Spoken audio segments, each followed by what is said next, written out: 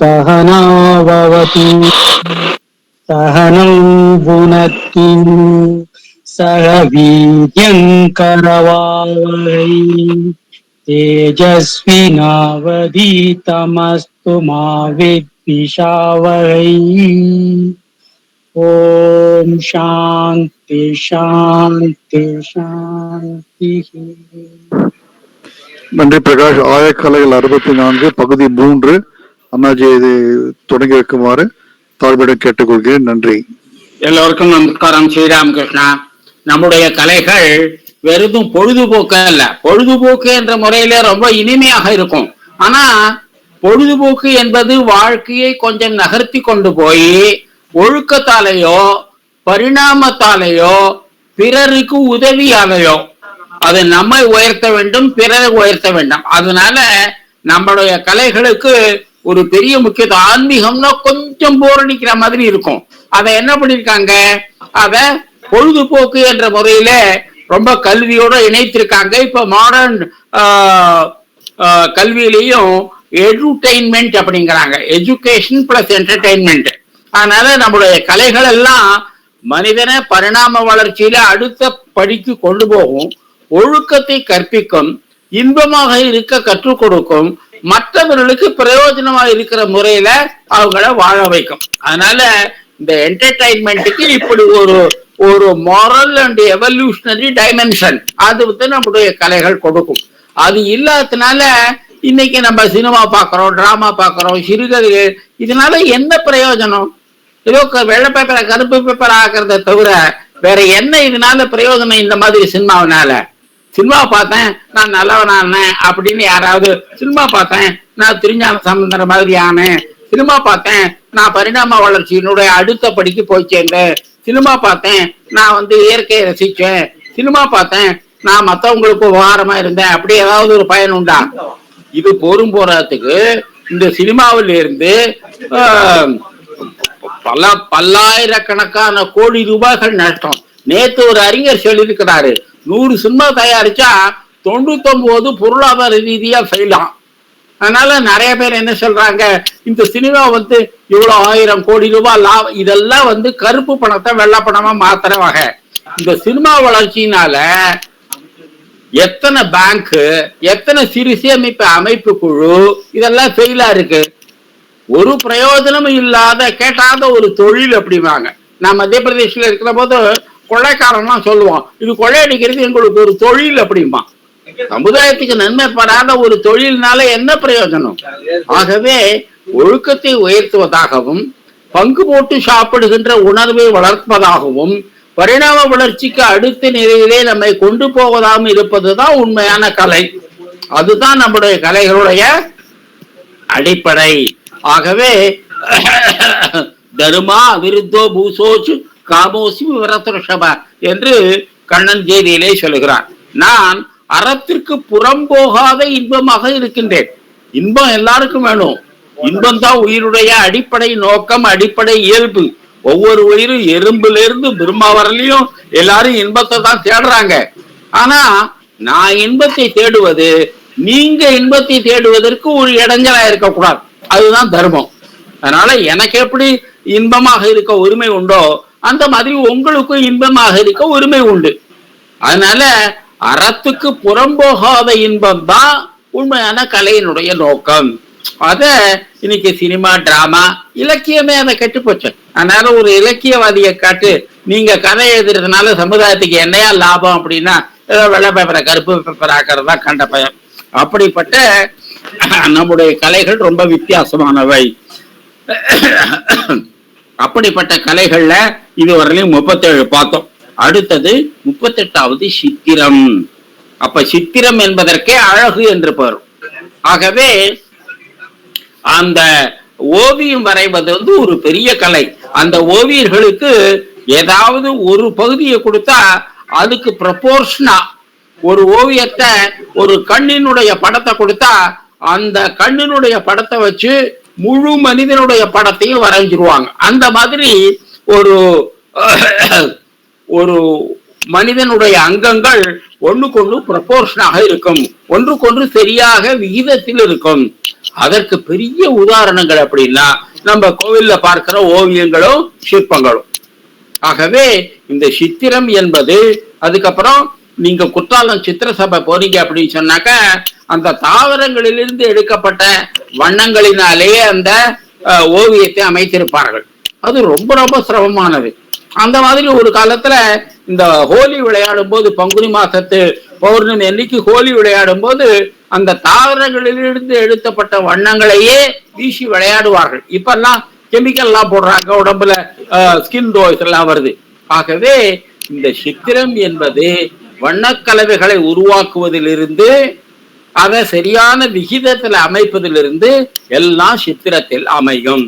அதுக்கு அடுத்தபடியா சித்திரம் என்பதே ஒரு ஆன்மீகம். அப்ப ஒரு நம்ம சாதாரணமா கண்ணால ஒருத்தரை பாக்குறோம், அவருடைய உடம்புதான் தெரியுது. ஆனா இப்ப பிகாசோ மாதிரி இருக்கிறவங்களுக்கு, நடராஜரிய விக்கிரகத்தை பண்ணிய சிற்பி போன்றவங்களுக்கு அதை செய்தவனுடைய உள்ளம் தெரியுமா.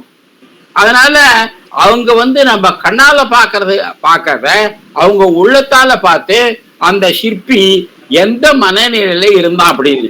அதனால அரவிந்தர் ஒரு ஓவியத்தை பார்த்தாலே அந்த ஓவியர் அன்னமய கோஷத்துல இருந்து இந்த ஓவியத்தை போட்டாரா, மனோமய கோஷத்துல போட்டாரா, பிராணமய கோஷத்துல போட்டாரா, விஞ்ஞானமய கோஷத்துல இருந்து போட்டாரா, அந்த ஓவியத்தை அவர் போடுகிற போது எந்த அனுபவ நிலையில அவர் இருந்தாரு என்று அரவிந்தர் சொல்லிடுவாராம். அப்படிப்பட்ட இந்த சித்திரம் என்பது நம்ம கண்ணுக்கு தெரிவதை விட ரொம்ப ஆழமாக சென்று பார்ப்பது. அப்புறம் சால்வடார் டாலி அப்படின்னு ஒருத்தர், ஒரு இத்தாலியை சேர்ந்த ஒரு பெரிய ஓவியர். அவரோட ஓவியங்கள்லாம் ரொம்ப வித்தியாசமா இருக்கும். அவர் என்ன, நீங்க போடுற படம் எல்லாம் ரொம்ப வித்தியாசமா இருக்க அப்படின்னு கேட்டா அவர் சொல்லுவாராம், நீங்கள்லாம் ஒரு பொருளை பார்ப்பதே இல்லை. நீங்கள் ஒரு ஆப்பிளை பார்க்கும்போது நீங்க எப்போ பார்த்த ஒரு ஆப்பிளுடைய படம் தான் உங்க மனசுல நினைவுல இருக்கு. உங்க மனசுல இருக்கிற அந்த நினைவை உங்க கண்ணு முன்னாடி பார்க்கிற ஆப்பிள் மேல சுமத்தி இதுதான் ஆப்பிளோட படம்னு போடுறீங்க.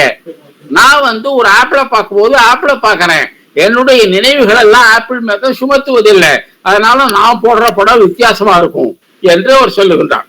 ஆகவே இந்த சால்வடார் டாலியினுடைய ஓவியங்கள்லாம் ரொம்ப வித்தியாசமா இருக்கும். அப்ப அவர்கள் ஒரு மனத்தின் அடி ஆழத்திலே போய் சத்தியத்தை தரிசனம் பண்ணுகிறார்கள். நான் ஏற்கனவே சொல்லியிருக்கிறேன், ராமச்சந்திரன் ஒரு உலக புகழ்பெற்ற மூளை நரம்பியல் அறுவை சிகிச்சை நிபுணர்.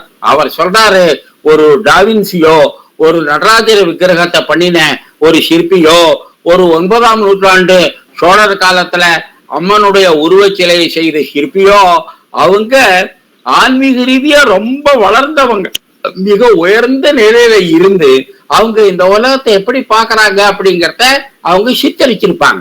அதனால ஒரு சித்திரம் என்பதற்கு பல பல பரிமாணங்கள் உண்டு. ஒரு தடவை ராமகிருஷ்ண பஜாஜ் என்று மகாத்மா காந்தியோட ட்ரெஷரரா இருந்தார். காந்தி காலத்துல அந்த பொக்கிஷதாரா இருப்பது ரொம்ப ரொம்ப கஷ்டம். காந்தி சரியான செட்டியார். அவர் ஒரு பைசாக்கும் கணக்கு பார்ப்பாரு. அவர் காலத்துல 18 வருஷம் இந்த ராமகிருஷ்ண பஜாஜ் அந்த காங்கிரஸ் பார்ட்டியினுடைய பொருளாளரா இருந்தார். அவருடைய அவங்கதான் வினோபாஜியோட ஆசிரமத்துக்கு நிலங்கள்லாம் கொடுத்தாங்க. அதனால ராமகிருஷ்ண பஜாஜினுடைய மனைவி ஜானகி அம்மா அந்த ஆசிரமத்துக்கு அடிக்கப்படி வருவாங்க. அவங்களை நானும் தரிசனம் பண்ணிருக்கேன். அப்ப அவங்க வினோபாஜிட்ட, நீங்க கடவுளை பார்த்திருக்கீங்க, உங்க கடவுளை பார்த்த ஞானத்தினுடைய அடிப்படையில விஷ்ணு சஹஸ்ரநாமத்துக்கு ஒரு உரை எழுதுங்க அப்படின்னு சொன்னார். விஷ்ணு சஹஸ்ரநாமத்துக்கு தான் பார்த்த கடவுளுடைய வடிவங்கள் எல்லாம் சேர்த்து வினோபாஜி 365 நாமத்துக்கு தான் எழுதினாரு, 1000க்கும் எழுதல. அது ஒரு புஸ்தகமா வந்திருக்கு. அதை பார்த்தா ஒரு ஞானியினுடைய கண்ணுக்கு இறைவன் எப்படி தெரிவான், நமக்கு தெரிவதில இருந்து ரொம்ப வித்தியாசமா தெரிவான். ஆகவே அதை ஒரு படமா போட்டு அப்படியே அதை பிளாக் பண்ணி அச்சிட்டு இருக்கிறாங்க. ஆகவே ஒரு சத்தியத்தை ஒரு சாதாரண மனிதன் பார்ப்பதற்கும் ஒரு ஞானி பார்ப்பதற்கும் வித்தியாசம் உண்டு. அது மட்டும் இல்லாம நம்முடைய கண்கள் ஒன்றோட ஒண்ணு என்ன ஆங்கிள் இருக்கு அதற்கும் ஒரு நாயினுடைய கண்கள் ஒன்றோட ஒண்ணு என்ன ஆங்கிள் இருக்கு என்பதற்கு வித்தியாசம் உண்டாம். அதனால ஒரு பொருளை நாம் பார்த்தா நமக்கு எப்படி தோற்றம் அளிக்குமோ அதிலிருந்து ஒரு நாய் அந்த பொருளை பார்த்தா அதுக்கு வித்தியாசமா தோற்றம் அளிக்குமா. அதனால சொல்லுவாங்க, நமக்கு தெரியாத பேய் பிசாசு பூதம் இதெல்லாம் நாய் கண்ணுக்கு தெரியும், அதனால நாய் ராத்திரியில குறைக்கும் அப்படின்னு சொல்லுவாங்க.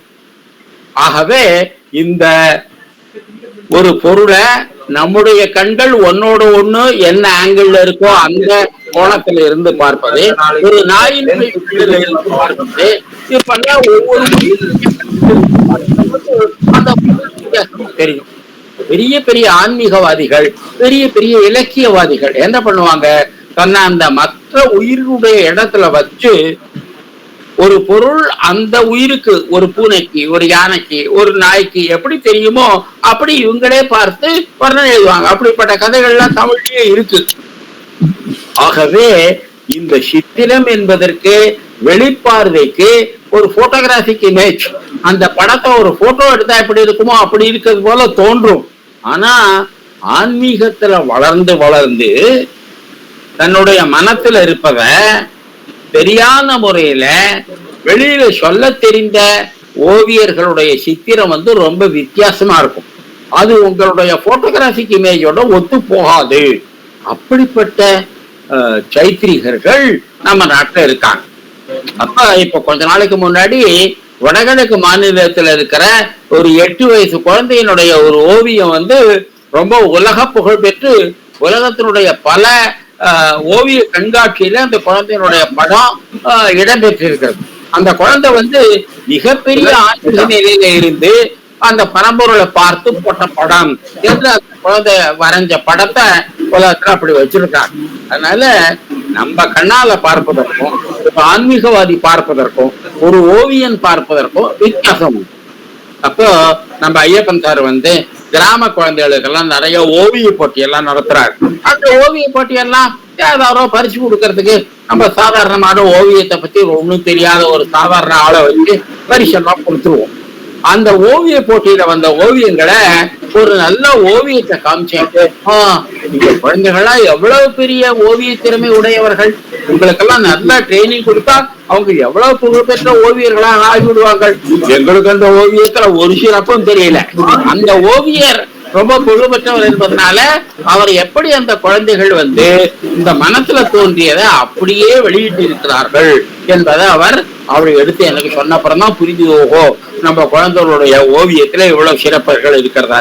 இந்த அருணாச்சல பிரதேஷ், அஸ்ஸாம் இந்த மாதிரி இருக்கிற அந்த மலையின ஜனஜாதி குழந்தைகளுக்கு மனத்துல ஒரு கள்ளமே கிடையாது. அதனால அவங்களோட ஓவியங்கள்லாம் ரொம்ப சிறப்பாக இருக்கும். அவங்க வருஷா வருஷம் என்ன பண்ணுவாங்க, அவங்க வடகிழக்கு மாநிலங்கள்ல இருக்கிற நம்ம கேந்திரா ஸ்கூல்ல இருந்து ஒரு ஆண்டு மலர் போடுவாங்க.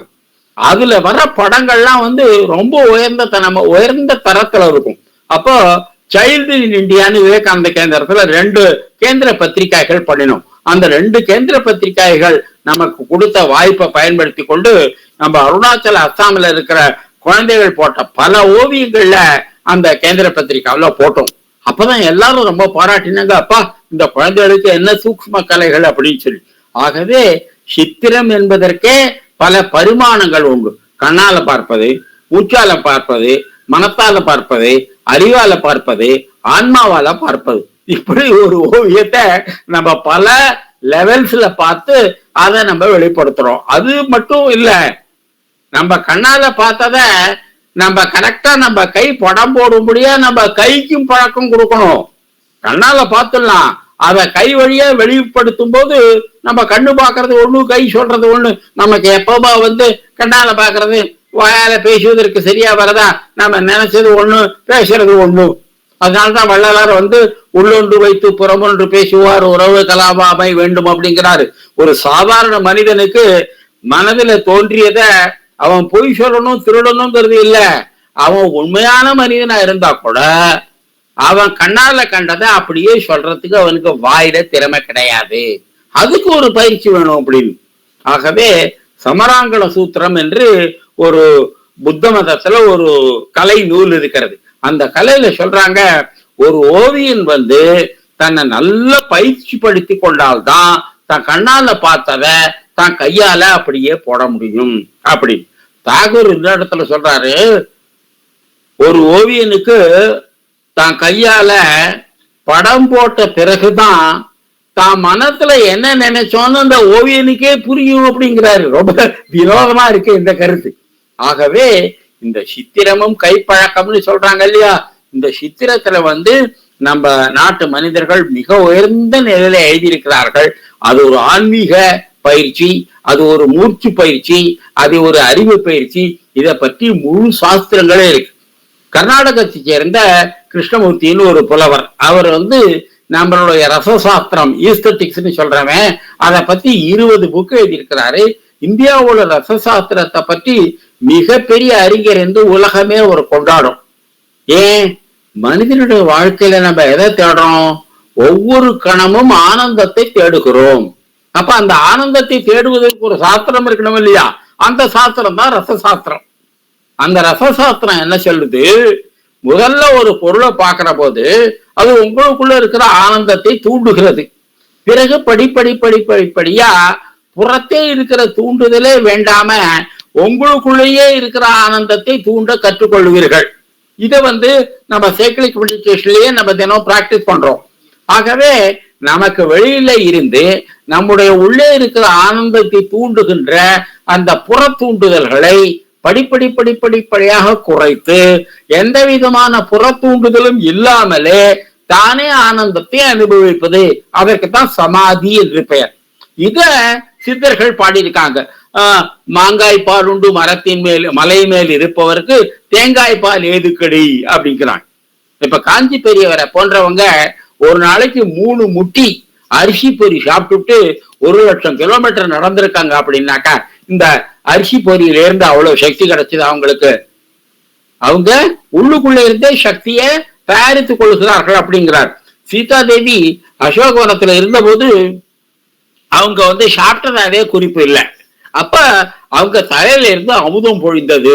அந்த அமுதத்தை சுவைத்து சீதா தேவி உயிரோடு இருந்தாங்க என்று ஆன்மீகவாதிகள் எல்லாம் வால்மீகி ராமாயணத்துக்கு விளக்கம் தருகின்றார்கள். இதிலிருந்து என்ன தெரிகிறது? இந்த ரசசாஸ்திரம் என்பது ஒரு பெரிய உணவு சாஸ்திரம். முதல்ல நமக்கு வெளியில இருந்து சாப்பாடு சாப்பிட்டாதான் வயிறு நிறையும். அப்புறம் அந்த சாப்பாட்டை ரசிச்சு சாப்பிட புறத்தே இருந்து சாப்பாட்டினுடைய அளவை குறைத்து கொண்டு நம்முடைய அகத்திலே இருக்கின்ற சத்தை நம்ம கிரகித்து கொள்ள கற்றுக்கொள்வோம். இது அடிப்படை. இதெல்லாம் ரொம்ப கதை சார், கப்சா சார் அப்படின்னு சொல்றீங்க. இதே அடிப்படையாக நம்ம வியாசால குண்டா இருக்கிற குழந்தைகளை எடை குறைக்க வைக்கிறதுக்கு எக்ஸ்பெரிமெண்ட் எல்லாம் பண்ணி ரிசல்ட் பப்ளிஷ் பண்ணிருக்காங்க. கொழுன்னு ஒரு குழந்தை, ஒரு மந்திரியோட மகள், அவ நடந்து வராம உருண்டுதான் வந்திருக்கா. அவ கார்ல இருந்து இறங்கவே முடியல. 30 நாள் யோகாசுல இருந்த பிறகு அவளே நடந்து போய் கார்ல ஏறி வீட்டுக்கு சரிவா போனா எல்லாரும் ஆச்சரியமா அந்த குழந்தைய பார்த்தாங்க. அப்ப சாப்பிடுவது கூட ஒரு கலை. அந்த கலையை உணர்ந்து சாப்பிட்டா ரொம்ப குறைச்ச உணவிலேயே நாம் சத்தை பெற முடியும். நான் ஏற்கனவே சொல்லியிருக்கேன், ருடால் பேலண்டின்னு ஒரு அமெரிக்கன், சுவாமி ராமான்னு இமயமலையில ஒரு துறவி இருக்காரு. அவருடைய ஷூடர் அவர் அமெரிக்காவில இந்த டயட் அண்ட் நியூட்ரிஷனை பத்தி படிச்சவர். அவர் நம்ம இந்தியாவினுடைய இந்த பிராண வித்தை, யோக சாஸ்திரம், இதை அவங்களுடைய அந்த டயட் அண்ட் நியூட்ரிஷனோட இணைச்சு எப்படி குறைச்ச உணவிலிருந்து அதிக சக்தியை பெறுவது என்பதை பற்றி அந்த டயட் அண்ட் நியூட்ரிஷன்ல பல பக்கங்கள் எழுதியிருக்கார். ஆகவே சாப்பிடுவது கூட ஒரு கலை, சாப்பிடுவது கூட ஒரு ஆன்மீகம். இப்ப யூடியூபை திறந்தா இந்த வெயிட் ரிடக்ஷன் இப்போ ஒரு பெரிய இண்டஸ்ட்ரி. அது ஒரு எடையை திங்க முடியாம தின்னுட்டு எப்படி எடையை குறைப்பது அப்படின்னு, அதெல்லாம் அந்த சாஸ்திரத்தை படிச்சவங்களுக்கு எவ்வளவு சுலபமாக எடையை குறைக்க முடியும் என்று தெரிகிறது. ஆகவே புறத்தே இருந்து நாம் பெறுகின்ற தூண்டுதல்களை வைத்து இன்பத்தை அனுபவிப்பது ஒரு பெரிய கலை. ஆகவே அந்த சித்திர கலை என்பது ஒரு மிகப்பெரிய கலையாக இருந்ததுனாலதான் இன்றைக்கு அஜந்தா எல்லோராவுடைய ஓவியங்களை எல்லாம் நம்ம கொண்டாடுகிறோம். பல மலை குகைகள்ல நம்ம ஆதிகால மனிதன் கற்கால மனிதன் போட்ட அந்த ஓவியங்கள் எல்லாம் அப்படி கொண்டாடுறாங்க. அதை ரொம்ப பாதுகாத்து வச்சிருக்காங்க. அதை போட்டோ எடுத்து உலகத்தினுடைய பெரிய பெரிய மியூசியத்துல எல்லாம் வைக்கிறாங்க. ஆகவே சித்திரம் என்பது ஒரு பெரிய ஆன்மீக பயிற்சி. ஏதோ பார்த்துட்டு நல்லா இருக்கு நல்லா இல்ல அப்படின்னு சொல்லிட்டு நகர்வது இல்லை. அதன் மூலமாக அந்த சைத்திரிகனுடைய அந்த சித்திரம் போடுபவனுடைய மனநிலையை அளப்பது, நாமும் அது போல ஆகுவது.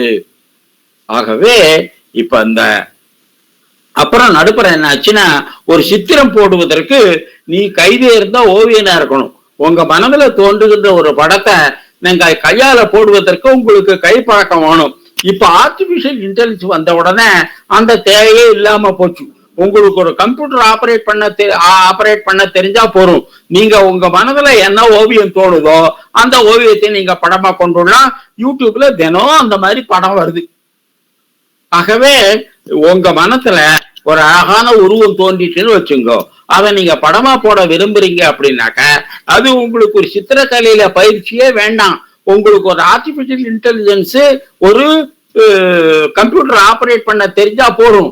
உங்க மனசுல இருக்கிற ஓவியத்தை பார்த்து பார்த்து கரெக்ட் பண்ணி உங்க மனதுல இருக்கிறது அப்படியே திரையில வரும்படியா கொண்டு வந்த முடியும். அப்படி ஓவியங்கள்லாம் தினம் தினம் யூடியூப்ல வருது. ஆகவே இந்த சித்திரக்கலைக்கு ஒரு உடற்பயிற்சி தேவையில்லை. சித்திரமும் கை பழக்கம் இல்லை, சித்திரமும் கம்ப்யூட்டர் பழக்கம். அப்படி ரொம்ப அழகான ஓவியங்கள் அதெல்லாம் அந்த படத்தை பார்த்தாலே அந்த ஓவியத்தை கற்பனை பண்ணினுடைய மனத்துல அந்த ஓவியம் எவ்வளவு அழகா உருவாயிருக்குன்னு நமக்கு நல்லா தெரிஞ்சும். அதாவது அவனுடைய சிந்தனைக்கும் அவனு செயலுக்கும் நடுப்புற இடைவெளியே இல்லை. அந்த இடைவெளிய அப்படியே அந்த ஆர்டிபிஷியல் இன்டெலிஜென்ஸ் ரிமூவ் பண்ணி விடுகிறது. ஆகவே சித்திரம் என்ற கலைக்கு இன்றைய மாடர்ன் கம்ப்யூட்டர் எவ்வளவு பெரிய உதவி செய்ய இருக்கிறது என்பதை நீங்க யூடியூப்ல போய் பார்த்து ஆர்டிபிஷியலி கிரியேட்டட் பிக்சர்ஸ் டிராயிங்ஸ் அப்படின்னு பாருங்க, எவ்வளவு ஓவியங்கள் கிடைக்கும். ஆகவே இந்த சித்திரம் என்ற கலையில எவ்வளவு மாற்றங்கள் அதாவது உங்களுக்கு மனசுல தோன்றியதை காகிதத்துல வரைவதற்கு உங்களுக்கு கையில பயிற்சி இல்லை அப்படிங்கிற குறைய கம்ப்ளீட்டா கம்ப்யூட்டர் ரிமூவ் பண்ணிடுச்சு. உங்களுக்கு மனசுக்கு அழகா உருவகிக்க தெரிஞ்சா போறோம். இந்த கம்ப்யூட்டர் உங்களுக்கு ஹெல்ப் பண்ணி ஒரு காகிதத்து மேலேயோ ஒரு துணி மேலேயோ அந்த படத்தை போடுவதற்கு உங்களுக்கு உதவி செஞ்சிடும். அந்த மாதிரி இந்த சித்திரமும் கைப்பழக்கம் இல்லை, சித்திரமும் கம்ப்யூட்டர் பழக்கம். அப்படி கலை மாறிக்கொண்டே வருகின்றது.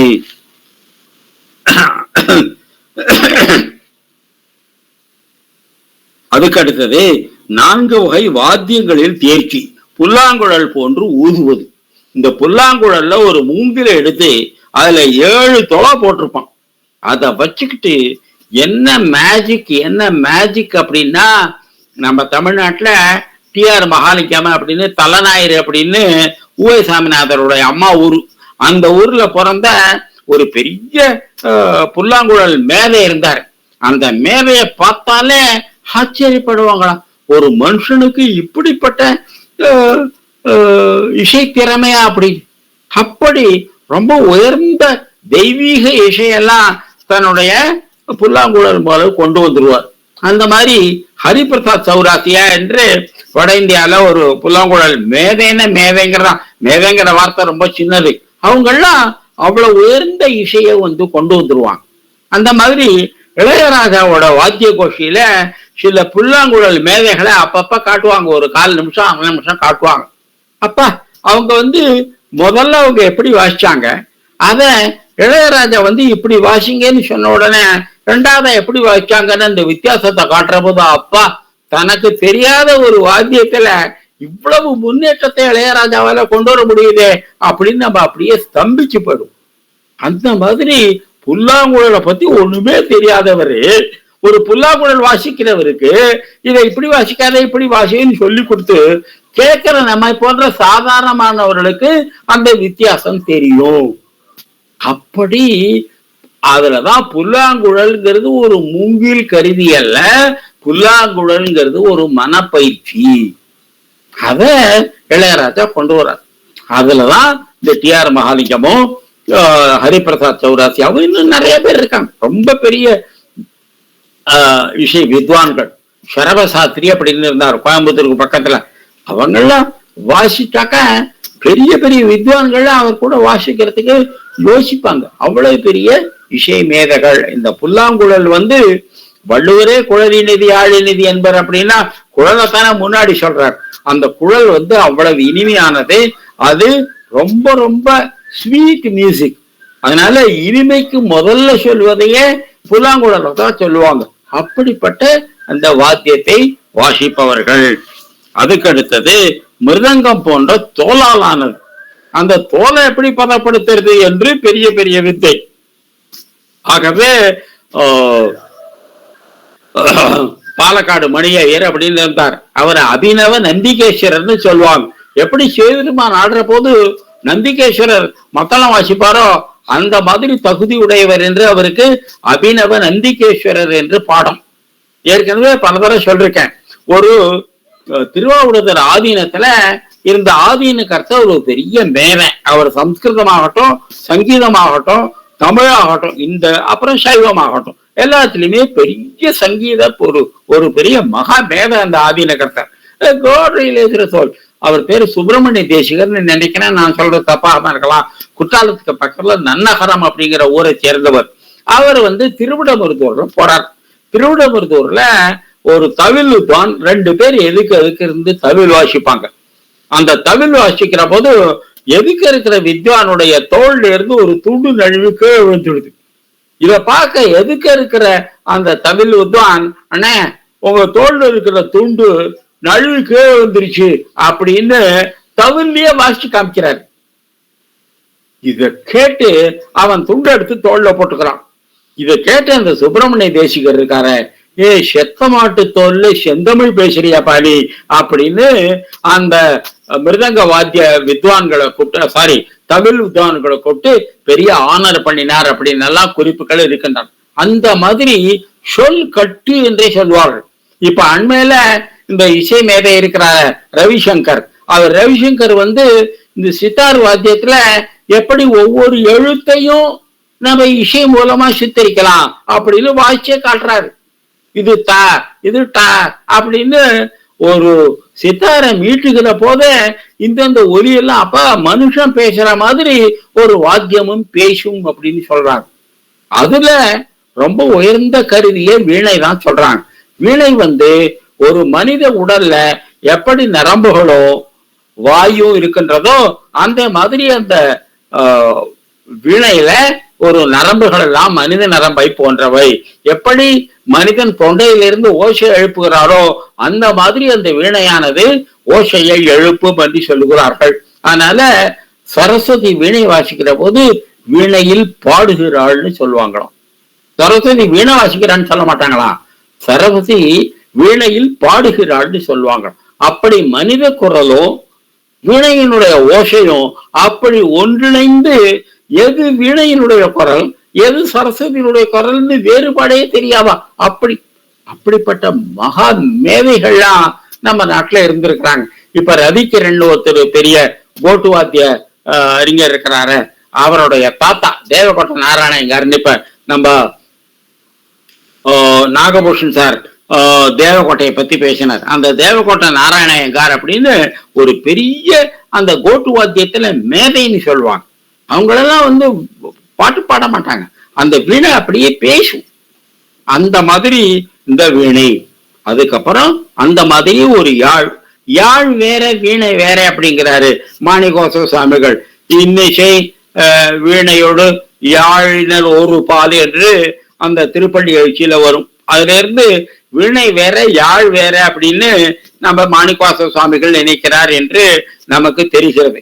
அப்புறம் விபுலானந்தர் என்று ராமகிருஷ்ண படத்துல ஒரு சுவாமிகள். அவர் ராமகிருஷ்ண படத்துல சுவாமியாயும் இருந்தார், அண்ணாமலை யூனிவர்சிட்டியில தமிழ் புரோஃபராவும் இருந்தார். ராமகிருஷ்ண மடத்திலேயே அந்த வேதாந்த கேசரி ஆங்கில பத்திரிகைக்கும் ராமகிருஷ்ண விஜயம் தமிழ் பத்திரிகைக்கும் ஒரே சமயத்துல ஆசிரியரா இருந்த ஒரே ஒருத்தர் அவர் தான்.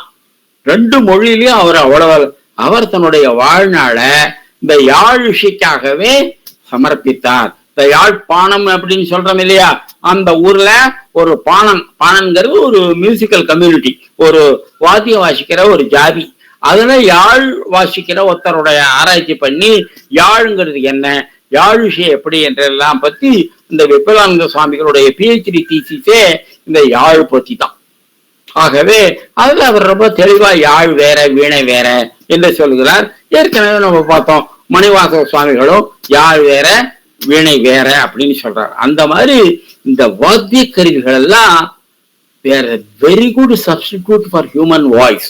ஒரு மனித குரலுக்கு மாற்று என்கின்ற அளவுக்கு அந்த வாத்தியங்களை அவங்க அவ்வளவு கையாளுவார்கள். ஷாம் பங்கலகம்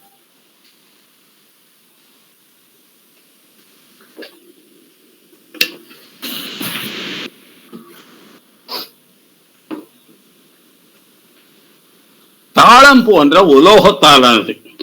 இந்த உலோகங்களை இனிமையான ஓசை எழுப்ப செய்வது ரொம்ப ரொம்ப கஷ்டமான கலை. அதனால மணி இருக்கு பாருங்க, இந்த மணியை வச்சே ஓசை எழுப்புவது.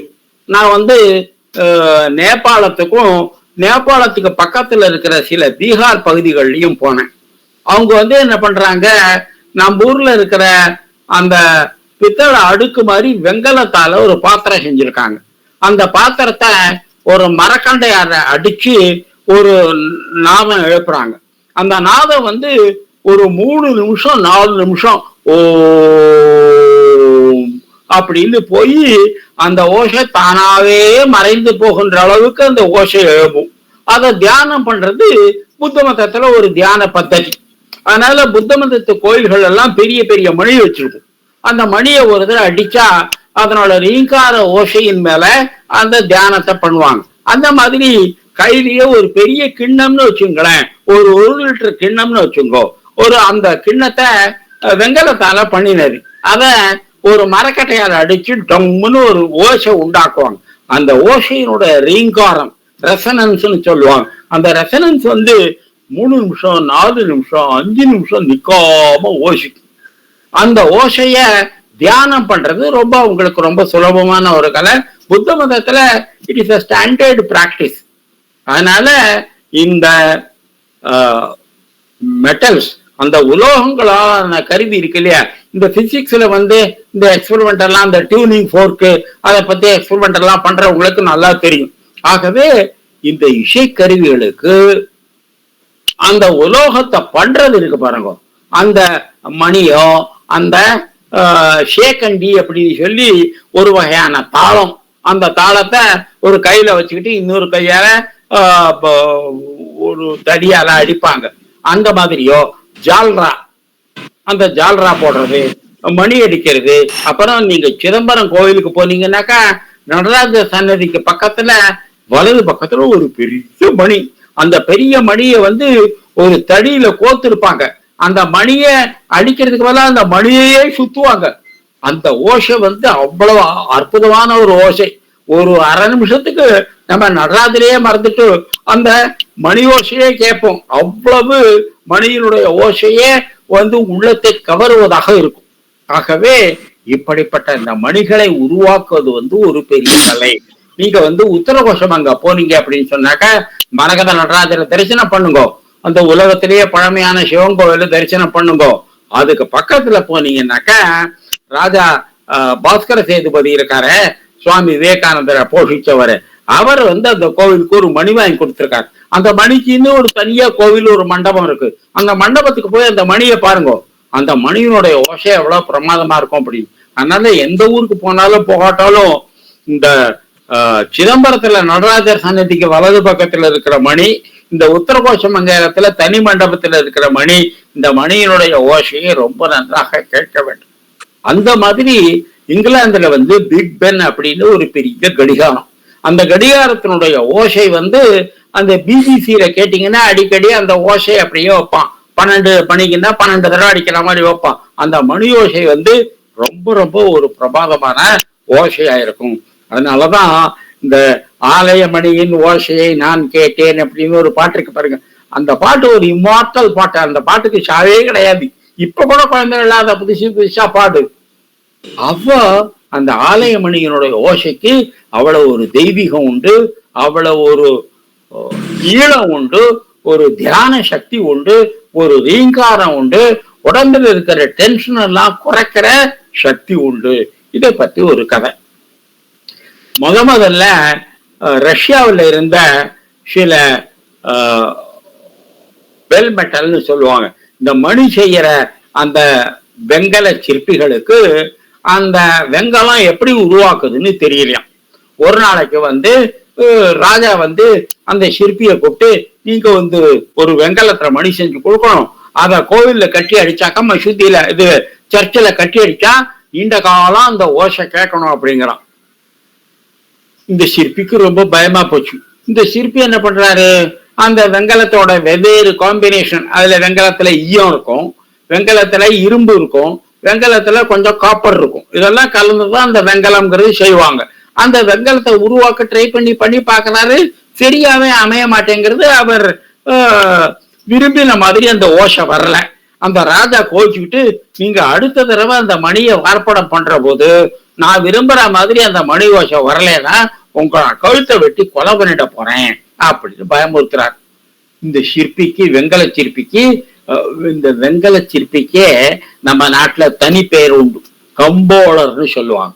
கம்போலர் அப்படின்னாக்கா காப்பர் ஸ்மித்னு இங்கிலீஷ்ல சொல்றாங்க இல்லையா, அவங்க மாதிரி தேர் கோல்ட் ஸ்மித் மாதிரி, அயன் ஸ்மித் மாதிரி, தேர் காப்பர் ஸ்மித். கம்போலம்னு சொல்லுவாங்க. கன்னியாகுமரி மாவட்டத்துல இந்த கம்போலம்ங்கிற சொல்ல நல்லா பயன்படுத்துவாங்க. நாகர்கோவிலேயே கம்போல தெருன்னு ஒரு தெருவே இருக்கு, பித்தளை பாத்திரங்கள்லாம் செய்யறதுல ரொம்ப எக்ஸ்பர்ட். அது அப்புறம் இருக்கட்டும். அப்போ அந்த கம்போலர், அந்த மெட்டல் பெல் மெட்டலர் என்ன பண்றாரு, ரொம்ப தவிச்சுக்கிட்டு இருக்காரு, என்னடா பண்ண போறோம் அப்படின்னு. அவருடைய ஒரே மக, அந்த மக அப்பா நீங்க என்ன கவலையா இருக்கீங்க, அம்மா இந்த மாதிரி ராஜா சொல்லிட்டாரு, நான் அடுத்த தடவை இந்த வார்ப்படம் பண்ற போது இந்த பெல்ல கடியாரத்தை சரியா நான் வார்ப்பு பண்ணலைன்னா என் கழுத்தை வெட்டிடுவாரு, பயமுறுத்தலார் அப்படின்னு. அப்படியா அப்படின்னு கேட்டு இந்த அடுத்த தடவை அந்த பெல் மெட்டல் அந்த கம்போலர் அவர் அந்த மணியை வார்ப்படம் செய்யற போது அந்த வார்ப்படம் சரியா வந்துருது. அவர் நினைச்ச மாதிரி அந்த ரீங்கார ஓசை வந்துருது. ஆஹா, தன்னுடைய குழந்தை கூப்பிட்டு, குழந்தை இந்த மாதிரி நான் போட்ட மணியில அந்த வார்ப்படம் சரியா வந்துருத்துமான்னு சொல்றதுக்காக பொண்ணை கேட்கிறாரு. பொண்ணை காணவே காணும். எங்கேயோ பாக்குறாரு, தேடி படைக்கடவே. அப்புறம் பார்த்தா தெரியுது, அந்த குழந்தை தன்னுடைய அப்பா வார்த்த அந்த வார்ப்பட மணியில சரியான ஓசை வரலேன்னு அந்த கொதிக்கிற வெங்கல கலவையில அந்த குழந்தைய விழுந்து செத்து போயிடும். அந்த குழந்தையோட உடம்புல இருக்கிற எலும்புல கொஞ்சம் பாஸ்பரஸ் அப்படிங்கிற ஒரு மினரல் இருக்கு. அந்த பாஸ்பரஸ் சேர்ந்த உடனே இந்த வெங்கலம் சரியான ப்ரொபோர்ஷன்ல உருவாயிடுச்சு. அப்பதான் மனித குலம் முதல்ல இந்த காப்பரையும் அயனையும் இந்த லெட்டையும் சேர்த்தா அதுல இருந்து வெங்கலம் அப்படிங்கிற ஒரு உலோக கலவையை உண்டாக்குவதற்கு கொஞ்சம் பாஸ்பரஸ் சேர்க்கணும். இந்த விஞ்ஞான உண்மையை கண்டுபிடிக்கிறதுக்காக ஒரு பாப்பா தான் உயிரையே தியாகம் பண்ணிருக்கு. அதுக்கப்புறம் இந்த மாதிரி ஒவ்வொரு தடவையும் வெங்கல மணி பண்றதுக்கு ஒரு குழந்தைய பலி கொடுப்பாங்க. அப்புறம் இந்த பாஸ்பரஸ்ங்கிற மெட்டலை கொஞ்சம் அதுல போட்டு வெங்கலத்தெல்லாம் உருவாக்கினாங்க அப்படின்னு கதை போகும். எதுக்கு சொல்றேன் அப்படின்னாக்கா, விஞ்ஞானத்தினுடைய ஒரு வளர்ச்சியும் மனித குலம் என்ன பலியெல்லாம் கொடுத்திருக்கு, விஞ்ஞானத்தை இன்றைக்கு நாம் பார்க்கிற நிலைக்கு கொண்டு வர அப்படிங்கிறத பத்தி அறிஞர்கள்லாம் புக்கெல்லாம் எழுதியிருக்காங்க. அதெல்லாம் பார்த்தா விஞ்ஞானம் அப்படி ஒண்ணும் ஒரு நேர்பாதை இல்லை, எவ்வளவு ஜிக்ஜாக்கு, எவ்வளவு வளைஞ்சு போகுது அப்படின்னு. ஆகவே இந்த வெங்கலம் அப்படிங்கிறது, வெண்கலம், அது ஒரு வகையான வெள்ளை மெட்டல், அந்த மெட்டலை செய்வது. அதுக்கப்புறம் வடமேற்கு உத்தரப்பிரதேசத்துல இந்த வெங்கல பாத்திரங்கள்லாம் செய்யறது, எக்ஸ்போர்ட் எல்லாம் பண்ணுவாங்க. அதுல வெள்ளையாவே இருக்கும் தூர்ல செய்யற அந்த பித்தளை வெங்கலம் எல்லாம். அப்ப அந்த வெங்கலத்துக்கு ஒரு உலக மார்க்கெட்டே உண்டு. அவ்வளவு அந்த பாத்திரங்கள்லாம் ரொம்ப புகழ் பெற்றவை. ஆகவே இந்த சயின்ஸ் ஆஃப் மெட்டல்ஸ், அலாய்ஸ் இருக்கு பாருங்க, அது ரொம்ப ரொம்ப பெரிய சயின்ஸ் அப்படின்னு சொல்றாங்க. அதுக்கப்புறம் இந்த ஹிந்துஸ்தான் ஏரோநாட்டிக்கல் லிமிடெட் அப்படின்னு சொல்லி பெங்களூர்ல விமான ஆராய்ச்சி மையம் இருக்காங்க. அந்த விமான ஆராய்ச்சி மையத்துல என்ன பண்ணாங்க, நம்மளுடைய முன்னோர்கள்லாம் பறக்கிற விமானங்கள்லாம் செஞ்சாங்க அப்படின்னு எல்லாம் கதையெல்லாம் வருது. ராமாயணத்துல ராவணன் ஒரு புஷ்பக விமானத்துல போனான், அங்க இருந்து ராமர்லாம் அயோத்தி வரப்போது புஷ்பக விமானத்துல வந்தாரு அப்படின்னு சொல்லி இந்த விமானங்களை பற்றிய இந்த ஓலைச்சுவடிகள் எல்லாம் ஆராய்ந்து பார்த்தா அதுல சில மெட்டல் காம்பினேஷன்ஸ், சில அலாய்கள், 2 3 உலோகங்களை சேர்த்து ஒரு புதிய உலோக கலவை, அத கலவை உருவாக்குறத பத்தி வர்ணனை எல்லாம் இருக்கு. இந்த இந்துஸ்தான் ஏரோநாட்டிக்கல் லிமிடெட் மாதிரி இந்தியாவினுடைய தலை சிறந்த விமான உற்பத்தியாளர்களுக்கு அந்த மெட்டல் கலவை என்னப்பட்டது, எப்படிப்பட்டது, எப்படி பண்ணுவது என்று தெரியல. அந்த நிலை வந்த உடனே நம்ம முன்னோர்கள் விமானத்துல பறந்தாங்கன்னு சொல்றமே, அதை பற்றி எங்களுடைய ஆராய்ச்சி நின்று போச்சு அப்படின்னு எழுதுறாங்க. ஆகவே நம்முடைய முன்னோர்களுக்கெல்லாம் பூமியில சாதாரண நிலையில கலக்காத உலோகங்களை எல்லாம் சேர்த்து அலாய்ஸ் என்ற உலோக கலவைகள், பித்தளை மாதிரி, தங்கம் மாதிரி, செப்பு மாதிரி பல உலோகங்களை கலந்து கலவைகள் செய்வது நம்ம பெரியவர்களுக்கு தெரிஞ்சிருக்கு.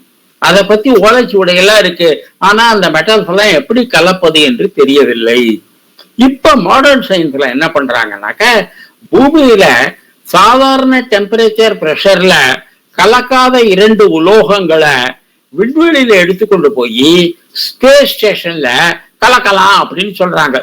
இப்ப சுனிதா வில்லிய போய் 5-6 மாசம் விண்வெளியில சிக்கிட்டு திரும்பி வர முடியாம திண்டாடினாங்களே, அந்த ஸ்டேஷன்ல ஒரு எக்ஸ்பெரிமெண்ட் என்ன அப்படின்னாக்க, பூமியில கலக்காத உலோகங்களை விண்வெளியில கலக்க வச்சு ஒரு புதிய உலோக கலவைகளை உண்டாக்க முடியுமா, அதனுடைய குணங்கள் என்ன, அதை பூமியில பல்வேறு விஞ்ஞான கருவிகளுக்கு பயன்படுத்த முடியுமா, அந்த எக்ஸ்பெரிமெண்ட்ல தான் இந்த அம்மா போய் சிக்கிண்டு பாவம் 6 மாசம் 7 மாசம் ஒரு விண்வெளி சிறையிலேயே இருக்க முடியாச்சு. கடைசியில பொழைச்சு வந்தா போறோங்கிற நிலையில ஆயிடுச்சு அது வேற கதை. ஆகவே நம்முடைய உலோக சாஸ்திரம், உலோக கலவைகளை பற்றிய அறிவு ரொம்ப ரொம்ப உயர்ந்தது அப்படின்னு சொல்றாங்க. அதனால சுவாமி விவேகானந்தர் ஜாம்ஷெட்ஜி டாட்டா பாக்குற போது அவங்க 2 பேரும் ஒரே கப்பல்ல போறாங்க. நீங்க அமெரிக்காவில இருந்து திரும்பி வந்த உடனே ஒரு மெட்டீரியல் சயின்ஸ், உலோகங்கள், மரம், இந்த மாதிரி எந்த பொருள்ல இருந்து மற்ற எல்லா பொருள்களையும் உருவாக்குறாங்களோ அந்த அடிப்படை மெட்டீரியல்ஸோட சயின்ஸை பத்தி ரிசர்ச் பண்ணுங்க அப்படின்னு சுவாமி விவேகானந்தர் டாட்டாக்கு சொல்றார். அப்பதான் Tata Indian Institute of Science அப்படிங்கிற ஒரு பெரிய பெங்களூர்ல இருக்கிற ரொம்ப புகழ்பெற்ற அந்த விஞ்ஞான ஆராய்ச்சி மையத்தை நிறுவுறாரு. அந்த ஆராய்ச்சி மையத்துல இந்த சுவாமி விவேகானந்தருடைய கருத்து, டாட்டாவுடைய கருத்து இதெல்லாம் உள்வாங்கி ஒரு பெரிய மெட்டலர்ஜி டிபார்ட்மெண்ட்டை திறந்தவர் டாக்டர் பிரம்ம பிரகாஷ், ஒரு பெரிய அறிஞர். அதனால டாக்டர் அப்துல் கலாம் எப்ப இந்தியன் இன்ஸ்டிடியூட் ஆஃப் சயின்ஸுக்கு போனாலோ முதல்ல பிரம்ம பிரகாஷோட ரூமுக்கு போய் அவருக்கு அஞ்சலி செலுத்திட்டு தான் அப்புறம் இந்தியன் இன்ஸ்டிடியூட் ஆஃப் சயின்ஸ்ல தான் வந்த வேலையை பார்ப்பாராம். இன்றைக்கு ராக்கெட் சயின்ஸ், அட்டாமிக் சயின்ஸ், விண்வெளி விஞ்ஞானம், உலோக விஞ்ஞானம், இத்தனைக்கு அஸ்திவாரம் போட்டு இந்தியாவுடைய மெட்டீரியல் சயின்ஸ் அப்படிங்கிற ஒரு விஞ்ஞானத்தை இந்த நாம் காணுகின்ற நிலைக்கு கொண்டு வந்தவரே டாக்டர் பிரம்ம பிரகாஷ் தான். ஆகவே இந்தியா ஒரு பெரிய பாரம்பரியம் உண்டு இந்தியாவினுடைய இந்த உலோக விஞ்ஞானத்திற்கு. அதெல்லாம் நம்ம பெரியவங்க இருந்திருக்கிறாங்க. அதுக்கு அடுத்தது ஏற்கனவே சொல்லியிருக்கேன், நம்ம தமிழ்நாட்டுல கோரமண்டல்ல, சேர நாட்டுல கடற்கரையில, ஆந்திராவில அவங்க ரொம்ப உயர்ந்த ஒரு வகை இரும்பை தயாரிச்சிருக்கிறாங்க. அந்த இரும்பை பத்தி இப்ப ஆராய்ச்சி பண்றவங்க என்ன சொல்றாங்க, இன்னைக்கு நானோ அப்படின்னு சொல்றாங்க இல்லையா, ரொம்ப சூக்ஷ்மமான அளவுல இரும்பையும் கார்பனையும் ஒன்று கலந்து ஒரு புதிய வகை மெட்டல் ஆரம்பிப்பது. அந்த மெட்டலினுடைய 2 சாம்பிள் இந்தியாவில் இருக்கு அப்படிங்கிறாங்க. ஒன்று குதுப்பினார்ல இருக்கிற அந்த தூண், அப்புறம் 500-600 வருஷம் ஆகியும் அது துருவே பிடிக்கல. எப்படி அவ்வளவு சுத்தமான இரும்பை அவங்க இந்தியர்கள் தயாரிச்சாங்க, இன்னைய டெக்னாலஜியில கூட அந்த மாதிரி இரும்பை தயாரிக்க முடியல அப்படின்னு சொல்றாங்க. இன்னொன்னு கொல்லூர்ல அந்த மலை மேல இருக்கிற ஒரு முக்கோண வடிவிலான ஒரு இரும்பு பொருள். இந்த ரெண்டும் தான் இந்தியாவினுடைய உலோக கலவை பற்றிய, இரும்பு பற்றிய சாஸ்திரம் எவ்வளவு சூக்ஷ்மமான நிலைக்கு வந்திருக்கு என்பதற்கு பெரிய சான்றுகள் சொல்றாங்க. அதெல்லாம் பத்தி ஆராய்ச்சி பண்றவங்க இந்த நானோ டெக்னாலஜி இன்னைக்கு சொல்றாங்களே, அதைத்தான் நம்ம மூதாதையர்கள் 500-600 வருஷத்துக்கு முன்னாடியே கையாண்டிருக்காங்க அப்படிங்கிறாங்க. அந்த நானோ டெக்னாலஜி எவ்வளவு புகழ் பெற்று உலகத்துல பேரு வாங்கியிருக்கு அப்படின்னு சொன்னா, இந்தியாவிலிருந்து மேற்கு யூரோப்புக்கு யாராவது போனாக்க அங்க இருக்கிற ராஜாவுக்கு நம்ம ஊர் தூதர்கள் என்ன பொருள் கொண்டு போகலாம்னா, உங்க ஊர்ல இருந்து வேற ஒண்ணும் வேண்டாம், உங்க ஊர்ல இருந்து ஒரு 5-6 கிலோ உங்க ஊர் இரும்பு இருக்கு பாருங்க, அந்த இரும்பு கொண்டு வாங்கன்னு அந்த ஊர் ராஜா கேட்பானா. அந்த இரும்பை கொண்டு போய் கொடுத்தா இந்த இரும்பை கொட்டி நெசுக்கி சூடு பண்ணி ஆயுதங்கள் பண்ண எங்களுடைய கொல்லர்களால முடியவில்லை, அதுக்கு வேண்டிய கொல்லரையும் உங்க ஊர்ல இருந்து கூட்டுவாங்க அப்படின்னு சொன்னா, அப்புறம் தமிழ்நாட்டுல கிழக்கு கடற்கரை கோரமாண்டல், மேற்கு கடற்கரை ஷேரை, அப்புறம் ஆந்திராவோட கரை, இங்க இருந்து போன இந்த இரும்பு கொல்லர்கள் போய் கண்டுபிடிச்சாங்க. பாரிஸ்ல போய் அந்த ஊர் கொல்லர்களுக்கு எப்படி இந்திய இரும்புல இருந்து பல ஆயுதங்கள் கருவிகள் செய்வதுன்னு சொல்லி கொடுத்தாங்க அப்படின்னு எல்லாம் சொல்றாங்க. அதுக்கப்புறம் முகமது நபி இருக்காரு, அவர் கையில வச்சிருந்த கேடயம், அவர் ஷேவ் பண்ணிக்கிற கத்தி, இதெல்லாம் இந்தியாவில இருந்து போன இரும்புல தான் செய்யப்பட்டது அப்படின்னு எல்லாம் சொல்றாங்க. ஆகவே இந்தியர்களுடைய இரும்பு கலை இருக்கு பாருங்க, இரும்பை உருவாக்க கலை ரொம்ப பெருசு. ஒரு வெள்ளக்காரன் அவங்களுக்கு நிலக்கரி நிறைய கிடைச்சதுனால இங்கிலாந்துல நிறைய இந்த ஸ்டீல் பண்ணுவாங்க, இரும்பு வகைகள் பண்ணுவாங்க. அப்ப இந்தியாவில முதல்ல டாடா கம்பெனி நாங்க இரும்பு உலோக கலவைகள்லாம் பண்றோம் அப்படிங்கறது, இந்துக்களாவது இரும்பு பண்ணவாது, இந்துக்கள் மட்டும் இரும்பு பண்ணினாங்க அப்படின்னா அவங்க உற்பத்தி பண்ற ஒவ்வொரு கிலோ இரும்பையும் நான் தின்னுடுறேன் அப்படின்னா ஒரு வெள்ளக்காரன். ஆனா அத ஒரு சேலஞ்சா எடுத்துக்கொண்டு ஜெயன் டாட்டாவும் அவருக்கு பின்னாடி வந்த அப்புறம் ஜே இரானி அப்படின்னு ஒரு பார்சி, அவர் தான் டிஸ்கோக்கு ரொம்ப வருஷம் தலைவராக இருந்தார். இன்றைக்கு இந்த ஆர்சிலார் மித்தலும் டாட்டாவும் சேர்ந்து உலகத்திலேயே அதிகம் ஸ்டீல் என்ற இரும்பு உற்பத்தி பண்ணுகிற நாடு இந்தியா. பாவம், அந்த வெள்ளக்காரன் மட்டும் இந்துக்கள் உற்பத்தி பண்ற ஒவ்வொரு கிலோ இரும்பையும் தின்னா அவன் அஜீரணத்தாலேயே செத்து போயிடுவான். இன்னைக்கு அவ்வளவு இரும்ப இன்றைக்கு உலகம் உற்பத்தி பண்ணுகிறது. ஏனென்றாக்கா ஒரு நாட்டினுடைய தொழில் உற்பத்திக்கு சில அளவுகோல் வச்சிருக்காங்க. அந்த நாடு எவ்வளவு எலக்ட்ரிசிட்டியை பயன்படுத்துது, அந்த நாடு எவ்வளவு கந்தகத்தை உற்பத்தி பண்ணுது, அந்த நாடு எவ்வளவு பெட்ரோலியத்தை உற்பத்தி பண்ணுது. கேக்குறது. ஓ சரி, எப்படி இருக்கான் கண்ணா? இருக்கான். சரி, அப்படி உலகத்துக்கே இரும்பு உற்பத்தியில மிகப்பெரிய தலைமை வகிக்கின்ற நாடு. ஏற்கனவே சொன்னேன், ஒரு நாட்டினுடைய தொழில் வளர்ச்சிக்கு அந்த நாடு எவ்வளவு இரும்பு, கந்தகம், நிலக்கரி, பெட்ரோலியம் இதை பயன்படுத்துகிறது என்பதுதான் அளவுகோல்கள் அப்படின்னு சொன்னேன். அப்படி இன்றைக்கு இந்த ஆர்சிலார் மித்தலும் டாடா கம்பெனியும் சேர்ந்து அவ்வளவு இரும்பை உற்பத்தி செய்கிறார்கள். அடுத்தது வாய்ப்பாட்டு. இந்த வாய்ப்பாட்டை பத்தி நம்ம இந்த சரிகம பதன அப்படிங்கிற 7 ஸ்வரங்களை வச்சு கொண்டு எத்தனை காம்பினேஷனை உண்டாக்கியிருக்காங்க பத்தி அப்படின்னு யகுதி மெனுகில் ரொம்ப உலக பெற்ற வயலின் வித்வான் அவர் சொல்லுகிறார், உலக சங்கீதத்திலேயே அவுட்லைனை ரொம்ப ஸ்ட்ரிக்டா போட்டுட்டு உள்ள ஹியூமன் இன்ஜினியரிட்டி, மனிதனுடைய கற்பனை திறனுக்கு அதிக வாய்ப்பு கொடுப்பது இந்திய சங்கீதம் தான். பல சங்கீதங்கள் என்ன பண்ணுவாங்க, அந்த சங்கீதத்தினுடைய விதிகளை ரொம்ப டிஃபைன் பண்ணிட்டாங்க அப்படின்னா அந்த கலைஞனுக்கு சுதந்திரமே இருக்காது. சில கலைகள்ல இன்னைக்கு சினிமா பாட்டு மாதிரி அவனுக்கு ரொம்ப சுதந்திரம் கொடுத்தா அதுல சாஸ்திரமே இருக்காது. ஒண்ணு சாஸ்திரத்துக்காக தனி மனிதனுடைய கற்பனையை பலி கொடுப்பது, இன்னொன்று தனி மனிதனுடைய கற்பனைக்காக சாஸ்திரமே இல்லாம பண்றது. இந்த ரெண்டும் இல்லாம இந்த சரிகம பதனி என்ற 7 சுரங்களினுடைய வெளிக்கட்டில நின்று கொண்டு ஒரு தனி மனிதனுடைய கற்பனைக்கு இவ்வளவு இடம் கொடுப்பது உலகத்திலேயே இந்திய சங்கீதம் மட்டும்தான் அப்படின்னு அந்த இசை மேதை யகுதி முருகன் இந்தியாவுக்கு வந்த போது அவர் சொன்னார். ஆகவே இந்த வாய்ப்பாட்டு என்பது அவ்வளவு பெரிய சாதனை. அதனால சோபில் சக்தஸ்வர அப்படின்னு தியாகராஜ சுவாமிகள் ஒரு பாட்டு பாடியிருக்காரு. அந்த பாட்டுல எப்படி நாதி ஹிருத் கண்டரசன, அது நாதியிலிருந்து இந்த இசையானது எழுகிறதாம். அது படிப்படியா ஹிருதயத்துல வருதுதான், கண்டம் கழுத்துல வருதான், அப்புறம் அடிநாக்கு, அப்புறம் நடுநாக்கு, அப்புறம் நுனிநாக்கு, அப்புறம் நாக்குக்கு மேல இருக்கிற அன்னம், அதுக்கப்புறம் பல்லு, அதுக்கப்புறம் உதடு. இப்படி இத்தனை இடங்கள்ல மோதி மோதி மோதி மோதி அந்த விஷயம் வெளியில வருகிறது.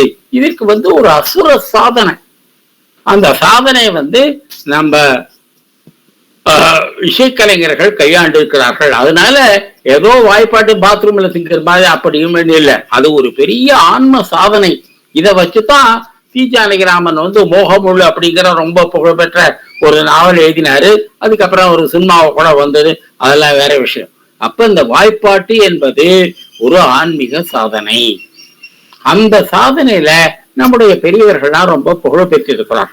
அதுல செம்ப வைத்தியநாத பாகவதர் என்று ஒரு பெரிய, அவருக்கு நல்ல பீக் ஆஃப் ஹிஸ் பவர். அவர் தான் இந்த சினிமா சங்கீதத்தெல்லாம் பாடுறாரு ஜேசுதாஸ், அந்த ஜேசுதாசனுடைய குரு.